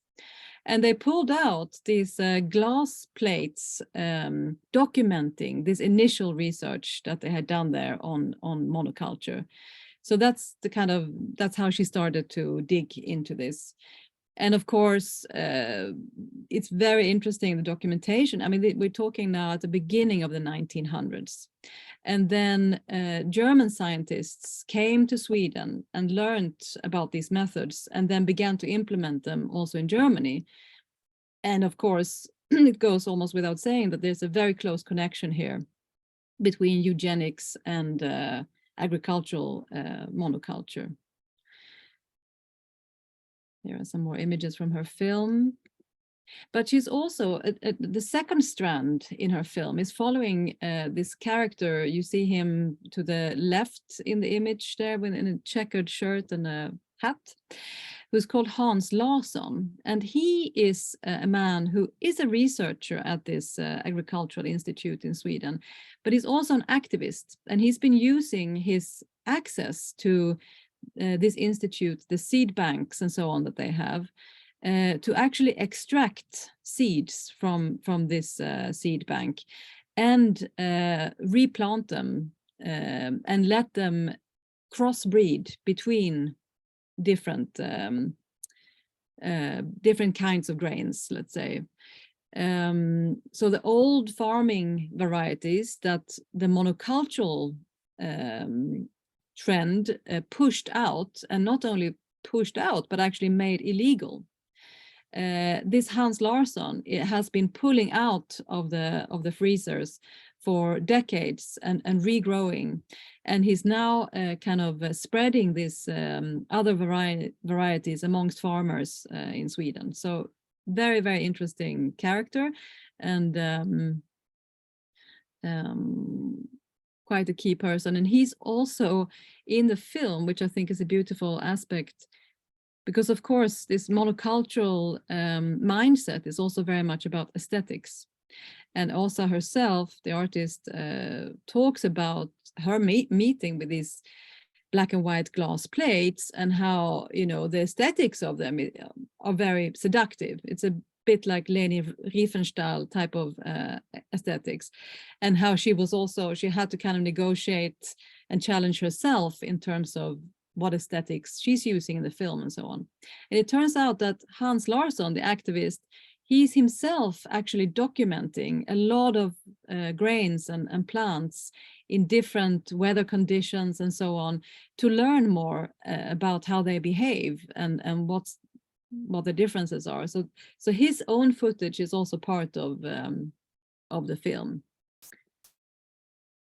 Then the third artist, Jakob Jakobsen, how he came into this situation was actually quite a lot to do with the gallery building itself, because the gallery Weißer Elefant, very strange name, I don't know why it's called that in fact, but it's existed for over 30 years. So it was actually in East Berlin, and it was a kind of avant-garde place for 30 years.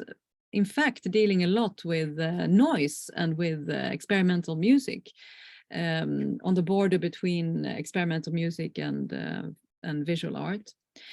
And the place is like, it's in a residential building, so it's basically an old apartment, and I think it's been used perhaps also for other things, an office maybe or something, but it has these, for example, these two extremely small rooms that we see in this image.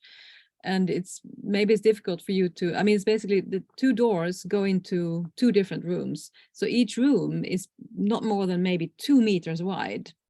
And coming there and looking at this building and being asked to do an exhibition there, I really felt, God, who are these rooms built for? What type of human life can actually happen in there? Like, what are they? You know, even if they are used as an office or even a toilet or something, it's like, it's so strange, the architecture, this very, very long, claustrophobic, narrow space. And I came to think about Jakob Jakobsen, who is a Danish artist who's been working with anti-institutions, let's say, for many years. So he was running the Copenhagen Free University together with Henriette Heise, another Danish artist, for many years. And then because he has himself a history of mental illness, he started the Hospital for Self-Medication, which was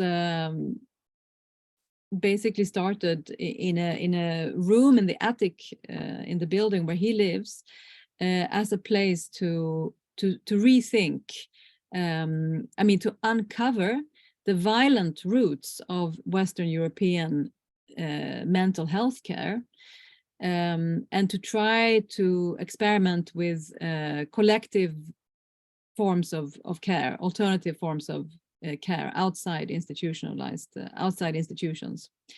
So I invited also Jakob, and he's showing a variety of works spread over 3 rooms. Some banners from this Hospital of Self-Medication, also a statement. So here you see one of these small rooms, and a text work by him called "We Are All Sick," which is installed here. It's posters that they're on the wall, you can take copies and take with you home, and then he's framed 2 of them and put on the wall. And here is the text itself, a part of it, which is basically talking about mental health care in capitalist society, and how the patient is actually society itself rather than the individual. In the other room, he's showing a banner from this hospital of self-medication to the right. And to the left is a letter, which is in fact his own letter of resignation as an artist, or rather, perhaps he's not giving up being an artist and the very human activity of producing art, but somehow retreating from the art world, let's say, giving up the idea of finding a place where he feels comfortable in the art world. So he resigned then from being an artist officially in 2021, and this is his letter of resignation. And the works that we are showing in the exhibition are works that he made up until that point. So yeah, it's basically the letter is talking about the pressures of also on artists to be efficient and productive and adhere to certain systems and expectations of productivity and output and visibility and so on, which he no longer wants to be part of. And the final room is this, which is an audio environment where he's playing a reading of a book, parts of a book that he's published, that is a diary from 78 days that he was incarcerated actually in a mental hospital. So the audio is excerpts from some days at the beginning and at the end of his stay. And also in Jakob's work, of course, aesthetics is important. I mean, what we see here is he's taken Freud's couch, transforming it from a piece of furniture for one individual to rest upon into a more collective situation. So he's borrowed carpets from homes around Berlin and tried to make an environment where, where hopefully more people than one would like to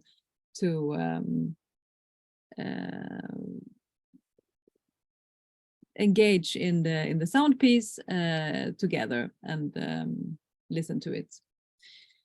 Yes, so that's basically the exhibition, and I guess what I'm trying to do here is basically to put together three quite different positions dealing with different topics, but that all seem to in fact connect with the question of monoculture and how industry, agriculture, but also the human psyche and social relationships under capitalism are basically forced into various forms of standardization and reproduction. How long was that? That was perfect. That was exactly 20 minutes. Wonderful. Amazing. I should actually have gone over time just to, because I forgot to say that with Jakob's installation, he was, you can't really see it in these photographs, but everything is a little bit off. So he's not, yeah, nothing is straight, nothing looks actually perfect. And he's also using this light, this kind of purple, you see that he's covered. Yeah, I see the room now. Yeah, he's covered the lights with a purple filter, and in the images it looks much stronger actually, the color, than what it is. It's just sort of an undertone of something being a little bit different or off in these rooms. So for those of you who might be in Berlin, you should come and have a look. It's on until the 18th of June. Amazing. Thank you so much, Lisa. You're very welcome. Lina knew what that would do. Oh, I need to turn the sound off here. So shall we start? What did we say? Shall we do some 20 minutes question and answers, perhaps for both presentations, and to get the kind of conversation going a little bit, and then we try to have the last 20 minutes for introductions. Is that a good idea? I just turn off the sound here. That's a good idea, yeah. Okay. So I have to think for a moment. You're also very welcome to ask any questions yourself, Lisa, if you like. I'm trying to think of a way, because it's true that I was thinking about these predictive language processing and the way that language is harvested in a way and turned into a monoculture. I'm trying to find, it's so beautiful to see these images, how seductive these first images were of these beautiful vegetables that everyone was going to get. And I think this bedazzling image of artificial intelligence likewise, which I think, I mean, although I don't have the technical competence to argue it properly, but I think that Jagmor Denizan is right, that to think that it's not only wrong, it's dangerous in a way to call technical processes intelligent, if then actually intelligent beings have to conform to the mode of functioning of technical processes. So it's I don't know if that kind of throws up an analogy with a monoculture, the bacteria and the vegetables and the people and the artists and everyone having to, yeah, I guess these two things. On the one hand, a model that cannot get over itself, that doesn't even understand its own confines, that doesn't understand how conservative it is because it appears to be presenting perpetually new things. Am I calling someone by mistake? No, someone outside is. I lost the train of thought. There's a phone ringing, but I don't know where this is. Is this me? Am I calling someone? No, I think it must be one of you or outside or something. Yeah, I might say to this, because some of the people who have joined in the seminar have been in the previous iteration, so we had already a first 8 sessions of Techne Beyond Monoculture. But those of you who haven't done a seminar with me before, I just want to reiterate that there is no such thing as a naive question that some people sometimes hold back and think, oh, I don't know if it's a relevant enough question or if it's too basic. I actually think the more basic the question, the more likely it is going to be very relevant, because when things look very complex and complicated, sometimes we are skimming the surface, whereas the really fundamental concepts are often very simple. So don't be shy. Throw yourselves in. I have a question actually, because have you looked into, and maybe you do mention, I mean, your talk was quite dense, so Oh, yes. lots of things to follow up on, and I'm also left with the feeling that maybe I missed certain things and so on. But I mean, you talk about the unwanted, the accidental effects of technology, which I thought was really great how you framed that. And then you talk about language and how it functions and develops. And did you also compare that to biological processes and how accident and necessity function? Because you mentioned kind of biological processes of diversification, but have you looked at that also with accident and necessity in biological processes? I remember, for example, just to kind of frame my question, a work by Hannah Black, the artist Hannah Black, where she's investigating the cell, and she's going back to, you know, looking at how cells in biology lessons in school and so on, they're often talked about, or they're compared with factories. That's how it's kind of explained, and even if you go onto Wikipedia, that's kind of how they explain how a cell functions. But then, and I showed this piece in the Museum of Natural History in Gothenburg, and engaging with the with the researchers there, they were very taken by this because they said it's actually total fiction. Cells don't work like factories at all. They are very unpredictable, and you never know how a cell is going to develop. It's not at all this kind of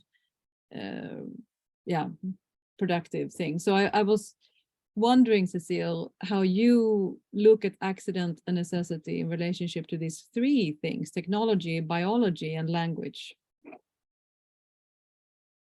So tech, bio, language.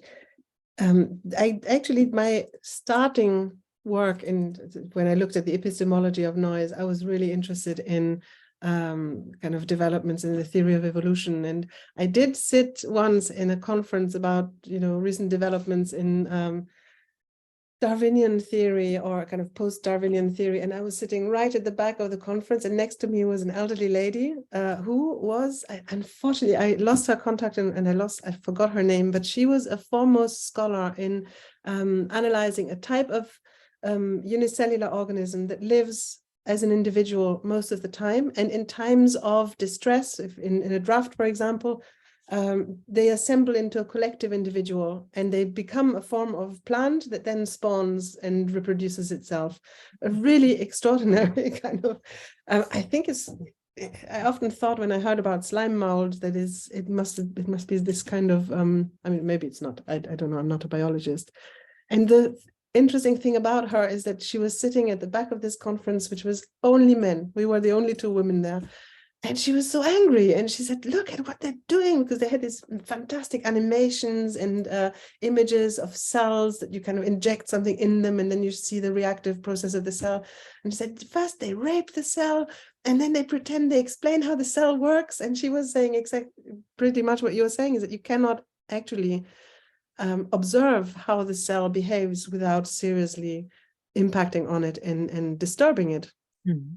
That was, though, a long time ago, 2007 or something like this. So I think in the meantime, now with electron microscopes and other things, I suppose we've reached ways and means of understanding how cells work without disturbing them in the same way. But I suppose, and a cell in a petri dish is not a cell in a kind of complex ecological environment either. Mm. But that just as a kind of anecdote, I was looking initially at a theory called complexity on the basis of noise. It's a theorist called Henri Atlan. He's a biophysicist. And he had this idea, which was his contribution very much at the time, to say that it's not just that you reveal order from noise, but that if you have a complex multicellular organism, for instance, you could imagine it like a system with subsystems, and each subsystem has to function in a way that if you have noise or breakdown, the subsystem is endangered, it might not work so well. But if you have a complex system with many subsystems and some of them malfunction, it could mean that if the environments change, you have a greater variety of possible responses to the environment. So a subset that would malfunction in a given situation might be the only one that is adaptable or that contributes to a factor of adaptation if the environment changes. Mm-hmm. So it increases, if you like, the requisite variety of a system to be able to respond to unforeseen or as yet unknown changes in the environment. Yeah. So too much of it and the organism breaks down, too little of it, and you have a lack of requisite variety in answering that. So that was a starting stimulus of thinking about noise for me. And in the meantime, the literature has grown a lot. A lot of people talk about noise in biology over the last 35 years. This has become a big topic. And there is someone called Giuseppe Longo, who argues for the concept of noise as something, as a functional concept of noise, in the sense that the variety of ways in which cells behave, I suppose, I'm not a biologist, so I have really poor memory, but I interpreted that under a similar kind of logic as the argument of complexity on the basis of noise, that there is an aspect to this stochasticity or randomness of the behavior of cells that is beneficial to the diversification of responses of an organism. So very much, I think biology is evolution in a way is if you think of it as as randomness as a form of noise, is this encounter between necessity and chance. Yeah. It means that some species die out and others adapt. So it's intelligence, basically. It's this border activity between the system. I suppose the point that Jagmor Denizan is making about intelligence is that you don't have a function of a kind of blind random functioning or a blind aspect of randomness that works or doesn't work, but it's the fact that you in a way knowingly exceed the bounds of the model of reality, and that's something. I think her contribution is very important in two ways. One is to say that intelligence, even in humans, is an exceptional state, and one that is very risky and energy intensive, and that you, or rather, no, sorry, I got this wrong, because intelligence for her is this oscillation that you go out, but you come back. You don't stay outside of a model all the time. It's just that you come back and change your model. So the idea wouldn't be that you're constantly in the formless, in the kind of boundless space of virtual possibilities, which would be a form of breakdown ultimately. And intelligence is this capacity to negotiate the two. I suppose then that her paper is so interesting. I really recommend everyone should read it as soon as it comes out, because she's incredibly didactic and precise in the way that she describes and defines this. Notably in such a way that it wouldn't necessarily apply only to humans. That's a kind of structural condition, but I don't know to what extent that isn't just a blind functioning. It's not just that you have suddenly alternatives available to you, but there is an element, I suppose, of risk, of stimulus response and risk involved in this kind of swerving out of your habitual cognitive mode of functioning.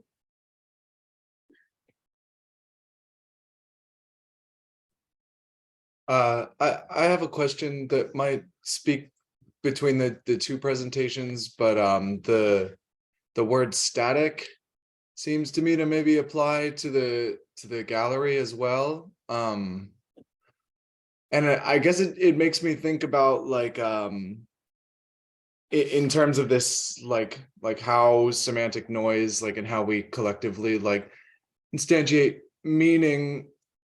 Maybe it's silly, but it seems like there is this almost like one of the borders or barriers is like maybe this is simple, but like that like it's a video down on the shipping containers or of the land being flattened in this way. And I guess just a question about what do you think is important in terms of like representation at a moment like this, where there's really like, I mean, extinction and climate catastrophe are like big things that are being handled in very like, I mean, they're affecting our bodies, and how representations of it in art, and then I guess also like in language modeling as well, like how just like the dimensionality and the representation of these things, I guess is something I'm wondering about.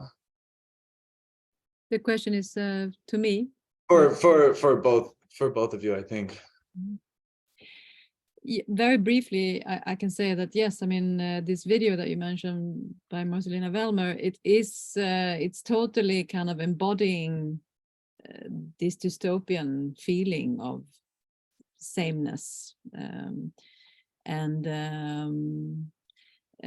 yes, I think this is a time to perhaps, and it's also a very conventional way of presenting a big video and so on, and she's using this drone technology, and I think I hear, you know, more and more voices both from literature and from art and so on of this somehow now being a time, because of AI and etc., to be more human, to actually then consciously try to leave the systems that we have been reproducing, or that we've been trained to reproduce, to kind of appear professional, let's say, and to appear readable, or to appear like the real thing and so on, and to have the guts to take the risk to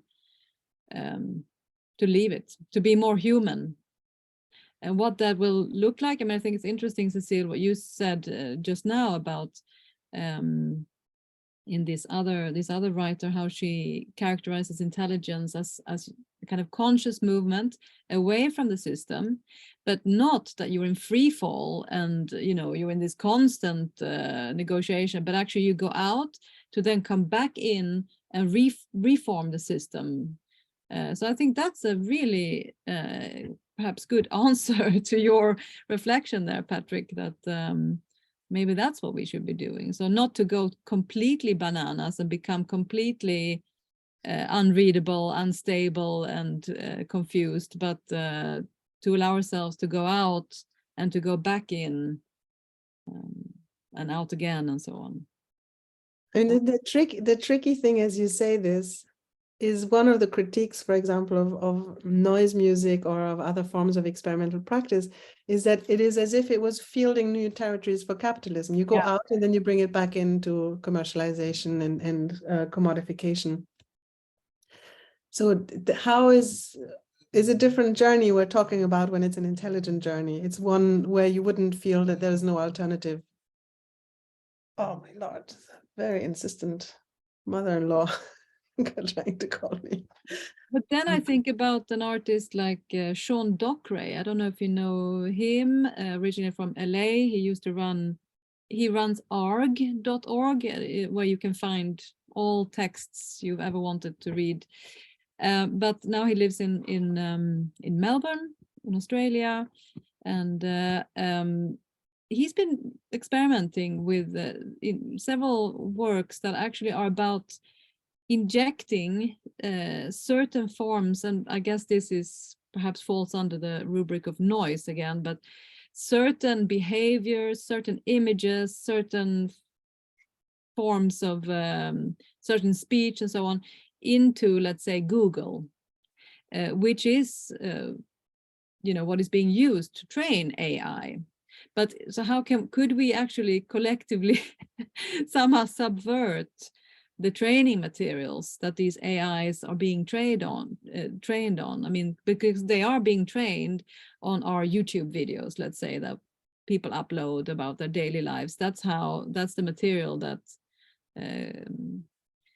Google's AI production is using. So can we, if we start to insert, and I don't know what it would be, but if we start to insert otherness into those systems, perhaps it's not this more utopian idea of otherness, like, oh, I'm leaving the system to experiment and find out, and then I come back with this new knowledge, because as you say, Cecile, that's then being recuperated by the system. But what if we insert a false otherness into the AI system? To jam it, to jam the system. Damage the system, yeah. I mean, I guess, yeah, that would be like a kind of hacker mentality, right? Hack the system. So when they start to recoup, I mean, and actually recouping the wrong thing, so to say. But when you say they, the problem is that it's also us, because this is our bubble, basically. This is the bubble that we struggle to get out of, even as we kind of, it feels like it's like being in an asylum where you're kind of banging against the door and think, what the hell? It's like whatever you say, you can't really step out of it. And this is why I was so touched when I came across by the text of Hannah Arendt, because it was the circumstance in which she wrote in 1947. It was so evident that the necessity that people attributed to the system, which would mean that they have to play a role in it, wasn't a real necessity. Nothing could have been more catastrophically accidental than all the events that led up to this, and including what happened. And so this way that I wonder if it's much less dramatic, but already very profound, to withdraw consent from this, or to withdraw from the consensus that it is necessarily like this. And that rather than looking for, I mean, potentially, and some people still do look for the big alternative to capitalism, be that communism or something else, the very fact that you withdraw from the consensus that there is a necessity for the system to be as it is, or that it has a kind of self-sameness, I think potentially, I wonder, I mean, it's really hard to tell, but the consequences of that has on the way that you write and act, does it? I'm not entirely sure. I think there is something to say about her, what did she call it, kind of reckless optimism, is that you have no optimism on the grounds of what is given. The only source of optimism is the withdrawal of consensus from the idea that this is necessarily so. I don't know how far that can take us, but I can't really see another way of starting.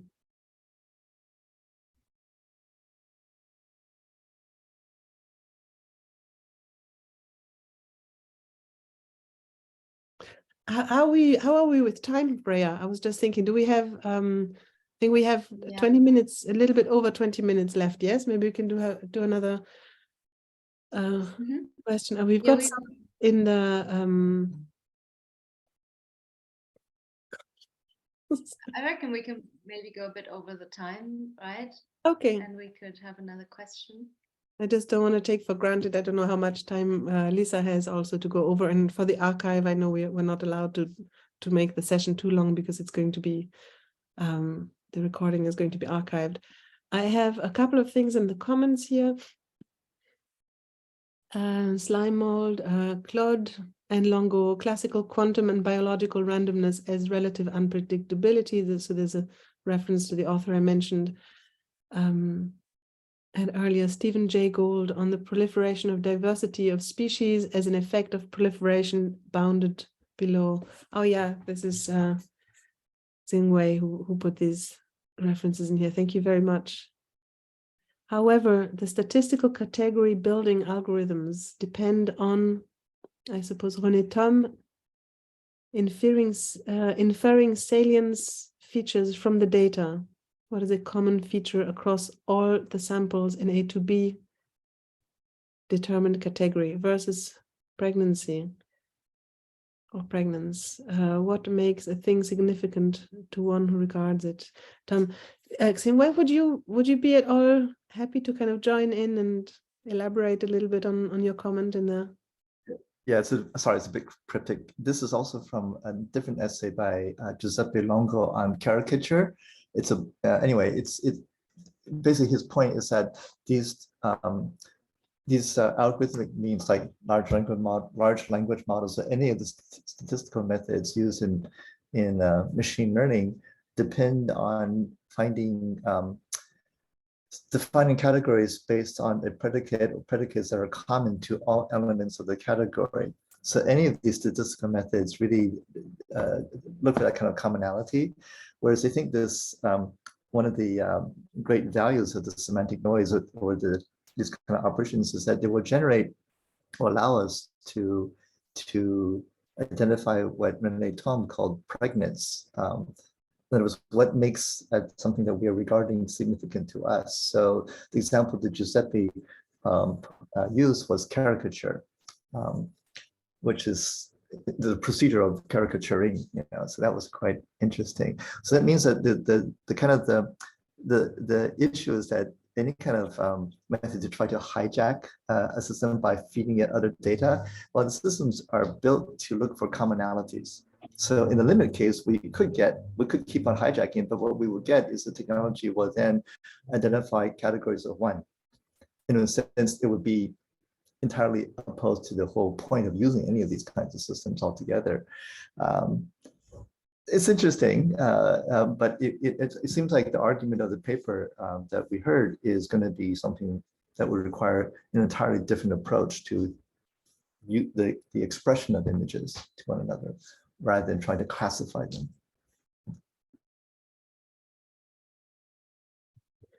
I wonder even if it's both in that kind of semi-conservative aspect of having to return to a model, but with the awareness that the limitation of your model is not absolute or necessary.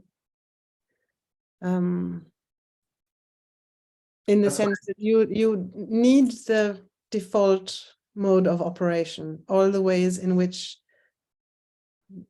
the prosthesis of AI is also tremendously helpful. It's extraordinary. Now we can map all the existing proteins, for example. I mean, it's endless how useful it is. It wouldn't be right, I think, I mean, if you were to jam it, for example, you could also start with your default mode of cognitive functioning, and then you wouldn't function at all. Something else, I think, has to do with, and it has something to do with a very basic notion of political will. For example, with the ChatGPT, when I asked it for the reference where Jameson first mentioned this phrase, we can rather imagine the end of the world and the end of capitalism. It gave me very confidently lots of references and page numbers, and I looked them up and they were just not true. And one of the things as a form of political self-determination is to say, if companies and big capital is able to impact society in a profound way by making these technologies partly available for free so that we train their data sets, and partly as products that you buy, we can also impose reframings of what this technology can do. I don't think ChatGPT, for example, ought to be used by primary school children and secondary school children and people in general as if it was a source of knowledge. There is a way that we can politically say that this is very similar to someone making an advertisement that is simply not true. There's laws about that. You're not allowed to sell a supplement for eternal longevity if it's not true. I wonder if it's something like that, a form of political, self-determination, that the way that we use this default mode of cognitive mode for which we have artificial prostheses, that they ought to be presented in such a way that they are not definitive or necessary or all-consuming or universal. Including, I think, one of the biggest threats that Sonia de Jager points to is the illusion of a neutral language. The illusion that, we can tweak the AI so that we don't have bias or supremacism or racism or just the questions that you see on Twitter sometimes of Vinograd challenges like this about professors and women involved in the sentence. And the answer is always the professor is a man. Yeah. It's not that you can tweak the algorithm so that it will equalize the biases that it's fed through the data, which reflects what we say on the internet, what we are, how we function.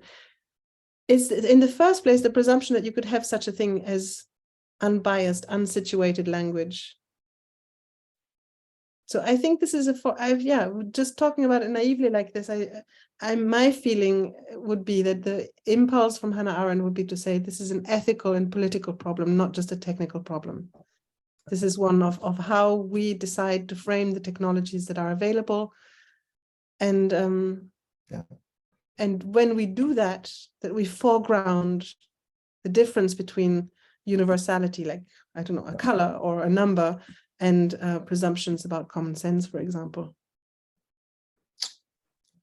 I'm sorry to interrupt, but I think we should probably move on to the introductions. Yes. Thank you for. And there are also two hands up. Perhaps we could save those questions for the next session, or I'm happy maybe to give it. Yeah.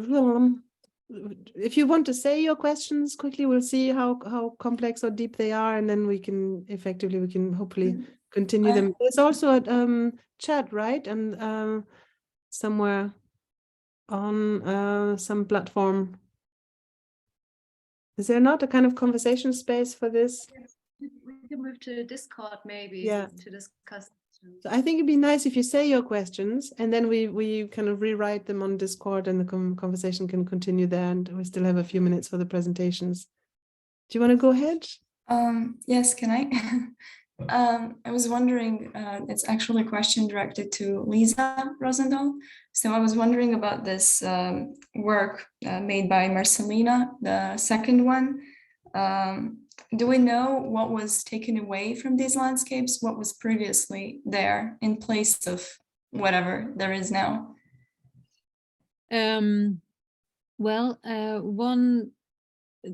major resource that's been extracted is iron, and copper is the other main one, and then hydraulic power. That's kind of the three main resources, and the hydraulic power is reshaping the landscape completely. It makes certain rivers dry up, others swell up. It changes the passageways for the reindeer and the indigenous population, the Sami population there. So that I would say are the main three. And then a little bit further south is forestry. So basically industrial forests that are being used for, in the case of Sweden, the cheapest possible paper products. So like nappies, things like that, toilet paper. Okay, thank you. Thank you. Was there another hand up, or shall we go to the introductions? My hand was up. I can quickly say my question, but it's quite a speculative one. It's not a short one, so we can also continue. No, say it. I want to hear it. Yeah, I was just wondering if we imagine like successful in a certain way further development of AI and successful elimination of noise. Do you envision some sort of a end of language in a way, or maybe it's indefinite stasis? And what kind of dystopian scenarios, or maybe also utopian scenarios, we can think of in this context? Lisa, do you want to answer to that, or I can? I think you should answer. I can give a very simple answer, which I guess is that in a monocultural world, which is actually, it's a world of extinction, right? It's a world of loss of information when species are being selected, made to disappear and so on, and then presumably language will become simpler and simpler in a way. I mean, if we think that language actually originates from the encounter with the world, if we look ahead into the future, if there is no world left to encounter, then of course language can spin around itself, but at some point maybe it will include a lack of generation or lack of diversity. But Cecile probably has a different answer. No, I mean, I think the risk in itself is inbuilt in our own conservative default mode. So all forms of ideology, or, you know, religious dogma, or, I mean, when you raise a child and you say you can't say certain things, you can't ask certain questions, you already curate a space of language that has its limitations. So that's what Sonja de Jeger was also saying, is that language is itself, natural language is bounded, but it has this capacity to go beyond its limits. So coming back to this, I think fundamentally it's a question of ethical and political will to keep this moving, to stop the relatively necessary boundaries. I mean, Dante, for example, is praised for having unified the Italian language. It's a good thing when people can communicate, but at the same time, I think it's an ethical political responsibility to make sure that these boundaries are not confused with universality or confused with something necessary and unmovable. Because if you do, then as exactly the same as in an ideology, you would end up with a monoculture of and with a loss of capacity to diversify. Shall we move to the introductions? I'm very curious also. I mean, some of you I recognize. I'm very happy to see again from previous seminars. And I don't know if everyone has the screen in the same order. Perhaps Freya, you can help me with calling people up to introduce themselves. Yes, perhaps we can just go via the alphabet, and then we would start with Anna Prenders. So I'm the first. Hi everyone. Well, first of all, thank you both for the first session. It's been like super exciting, and I think there is so much food for thought I need to review my notes, but very briefly, my name is Ana, and I'm from Spain, and I work in curatorial practice, writing, and production, and in kind of this crossover between art, science, and technology. And now I'm working as curatorial assistant at CERN, which is the European Laboratory of Particle Physics, where we do kind of residencies on artistic research within connection with fundamental science. So that's why it connects really with one of the key threads of the seminar, especially with the how to foster this creativity in connection with maybe not that much technology, but with basic research. So yeah. Amazing. Thank you. The next one would be Anna Ivanova. Hi, so I'm Anna. I'm originally from Moscow, Russia, and I've been living in Berlin almost 8 years now. I have background in computer science. That's why this, I don't know, constellation of topics is very interesting for me. And now my research is mostly revolving around queer pornography and how it can be studied through the lens of AIDS media activism and second wave feminist works. And yeah, consequently, I'm very much interested in all the topics surrounding that, like queer theory, body, and film. And yeah, and I still work in tech, so I'm combining this two worlds.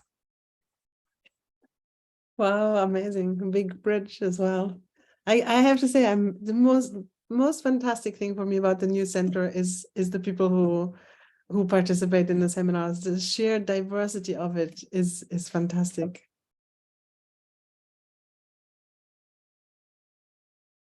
I don't know who's the next person. Freya? Anna Sos, please. Hi, hello everyone. My name is Anna. I'm originally also from Moscow, but now I'm based in Paris. I'm an artist and curator. My main interests are like cybernetics and aesthetic relation under the technological development. And I recently started my journey as New Center for Research and Practice certificate student. So I'm very excited. Thank you. Thank you very much. Sorry.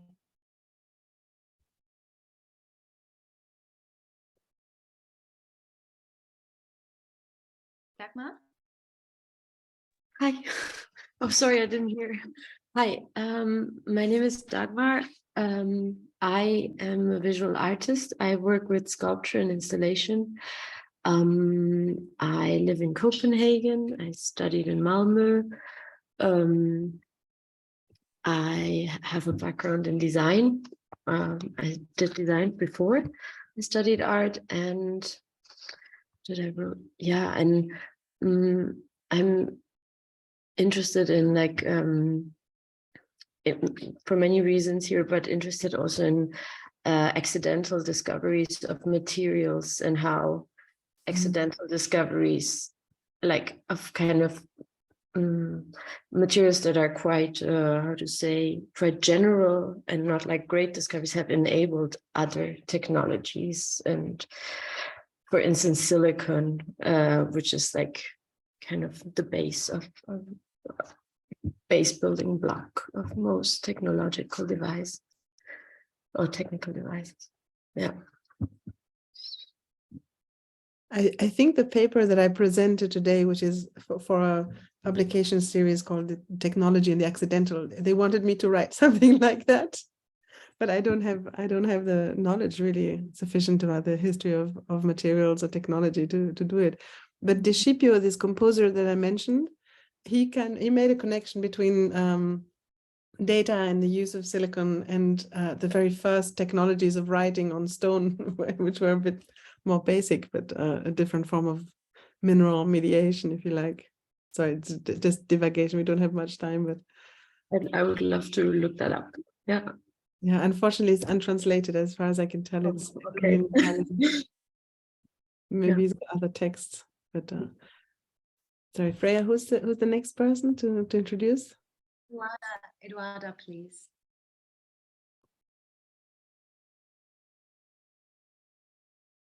Maybe she's having a coffee break. Okay, then we can move to Isabel.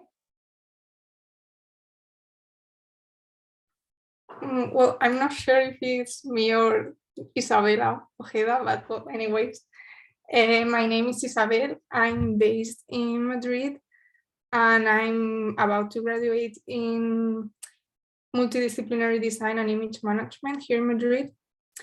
Well, I'm currently working more in the product design field, but I'm trying to move forward for a more research path, and especially basing my research in gastronomy, design, how both can shape the food industry, especially nowadays with all these environmental crises.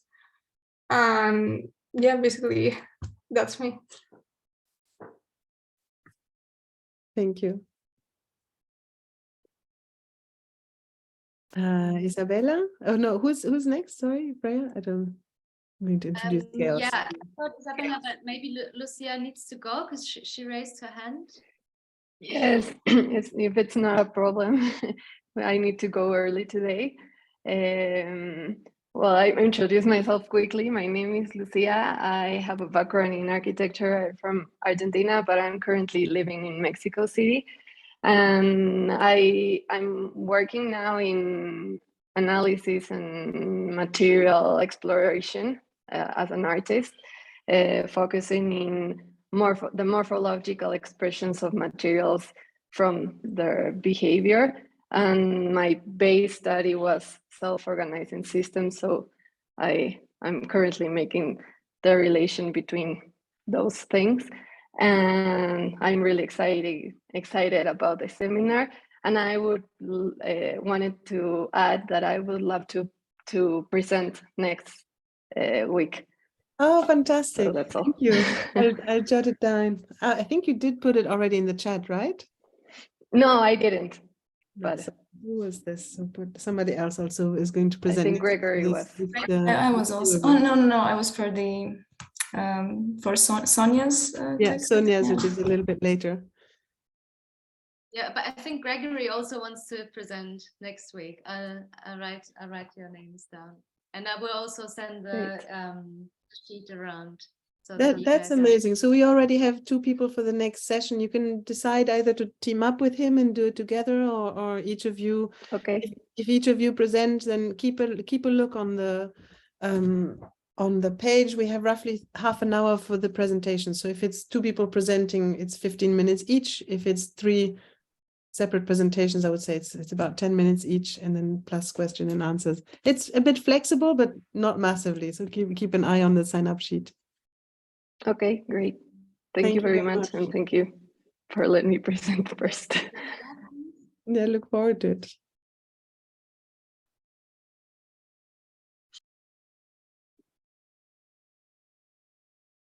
Isabella, are you still? Oh yeah.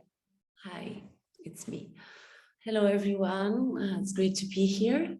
I'm Isabella, and I am a Portuguese and Brazilian artist. I'm based in Paris, but now I'm in Portugal. I'm preparing an exhibition here with a friends, and yeah, I have a background in painting with the University of Rio, but I studied in Paris as well for installation and installation design. So what I'm really interested in is fantastic realism with a Latin American perspectivism and perspectives, and how that can be translated in generative processes for art making. I have also a project that studies the collection of the Natural History Museum of Rio that burned, and the preserving of patrimony and heritage in this within this frame of Brazilian culture, and bring it also with a viewpoint of of the context that I am in Europe as well. And I'm very interested in this seminary in Techne and in monoculture because it's a very big thing in Brazil. And I think that analyzing Brazilian monoculture, specifically also in agriculture, in contrapoint with the indigenous knowledge production and how to preserve knowledge and the environment in Brazil, challenging the notion of monoculture and how it feeds upon itself to self-generate. It's a little bit dense, but it's a little bit of the starting point for me. I look forward to your presentation very much. Thank you. Next we have Lucia, please. Hi, I'm Lucia. I'm based in Zagreb and I studied here art history, comparative literature and economics. And I work in publishing now, and I'm enrolled in the Transdisciplinary research program.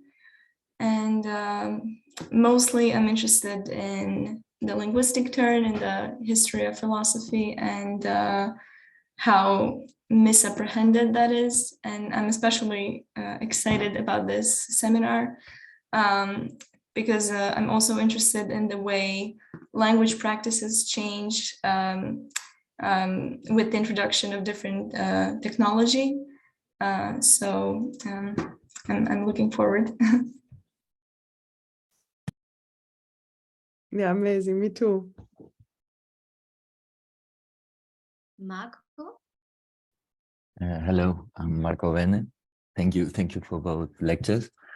I grew up in Spain, but I'm half Austrian, half Hungarian. And I studied art history at Goldsmiths, but 6 years ago or 7 years ago. All right. Yeah.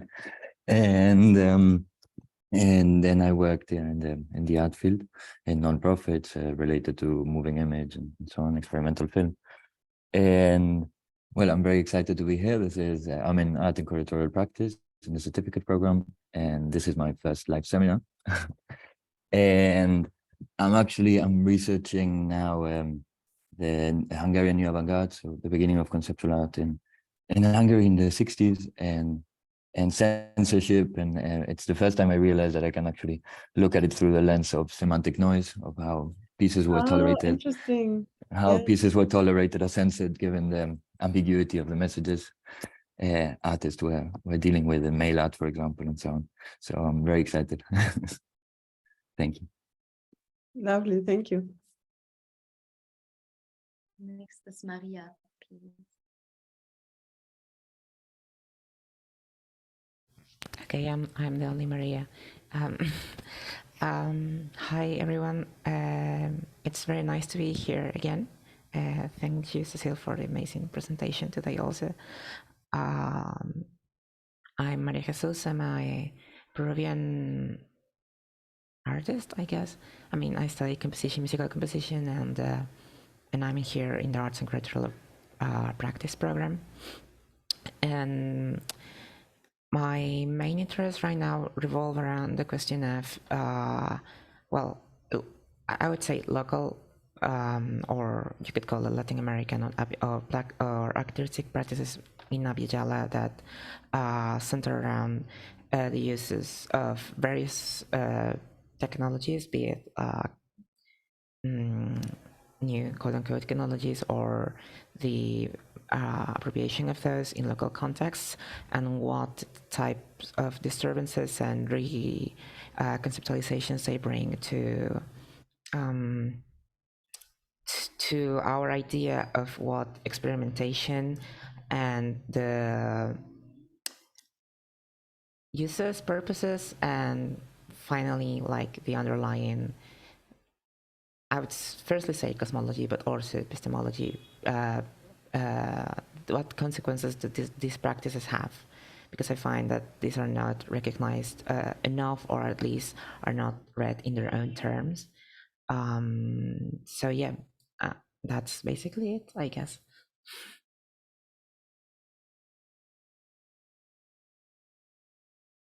So nice to see you again, Maya. Nice to see you too. Is it me next? I think. Yeah. Hello, I'm Patrick.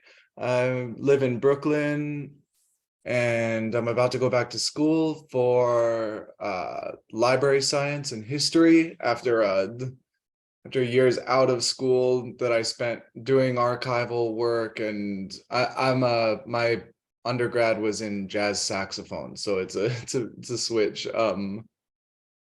And I have a lot of different interests, but what I'm hoping to study in school is sort of like a history of radio as a science, and then sort of like its theory in terms of like media and communications, but also like environmental systems. And other things I'd love to read about are animals and fascism. I don't know. I like the combination. Animals aren't fascists, but we are, and so we should learn from them. Man, yeah, I'm glad my cat is not in charge of society, though. That's true. Yeah, they run my life. Thanks. Nice to see you again as well, Patrick. Yeah, I'm really excited. Okay, I think. And then Jana. Oh, and then I'll be we'll- back. Someone's knocking at the door. I won't be a second. Wait for me for the introduction. Just 1 second.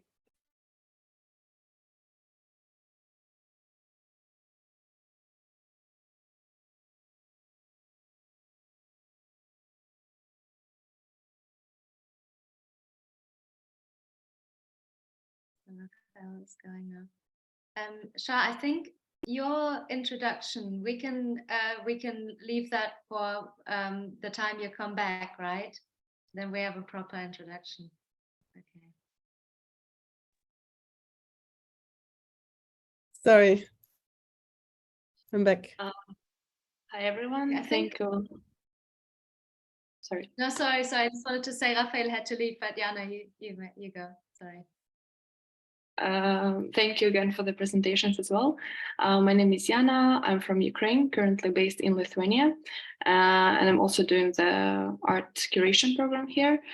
I currently work for a small cultural institution here, which is a residency space for artists and scholars, and an exhibition space, platform for educational workshops. That is located in the Curonian Spit, so a lot of the work is focused on the subject of nature. And previously I worked for the Holocaust Memorial in Ukraine. So that mentioned technology is a new subject for me. I don't work with it really, and just took this course out of curiosity, as I'm now in this exploration space. So I'm very much looking forward to all of the next sessions. Lovely, amazing. Thank you. I think, was that everyone, or has someone not presented themselves yet? I think we're through. That was it? Everyone's said hello. Well, thank you so much. For me, it's such a wonderful environment to think together with all these different, I mean, for all the reasons that I think I made obvious also in my approach to the matter in my paper, to have this diversity of approaches and dialogue. It's really special. It's not many places that you find that. So I'm really looking forward to your presentations, to your essays. I do know that not everyone comes from academic practice, so don't sweat it too much with the writing.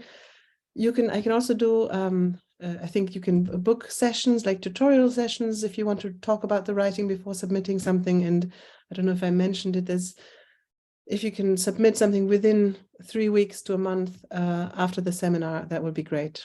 So thank you, Xingwei, also for joining us. It's very, very kind of you. Really lovely to be able to have this conversation and hopefully to continue it. And all the speakers of the different seminar sessions are welcome to join in any of the other sessions too. And obviously you will be back also to discuss with Joshua. That's going to be amazing. Thank you very much, everyone, and see you next week. And thank you so much, Freya, also for moderating. It was a pleasure, very lovely session. Okay. Thank you. Next week, everyone. Bye.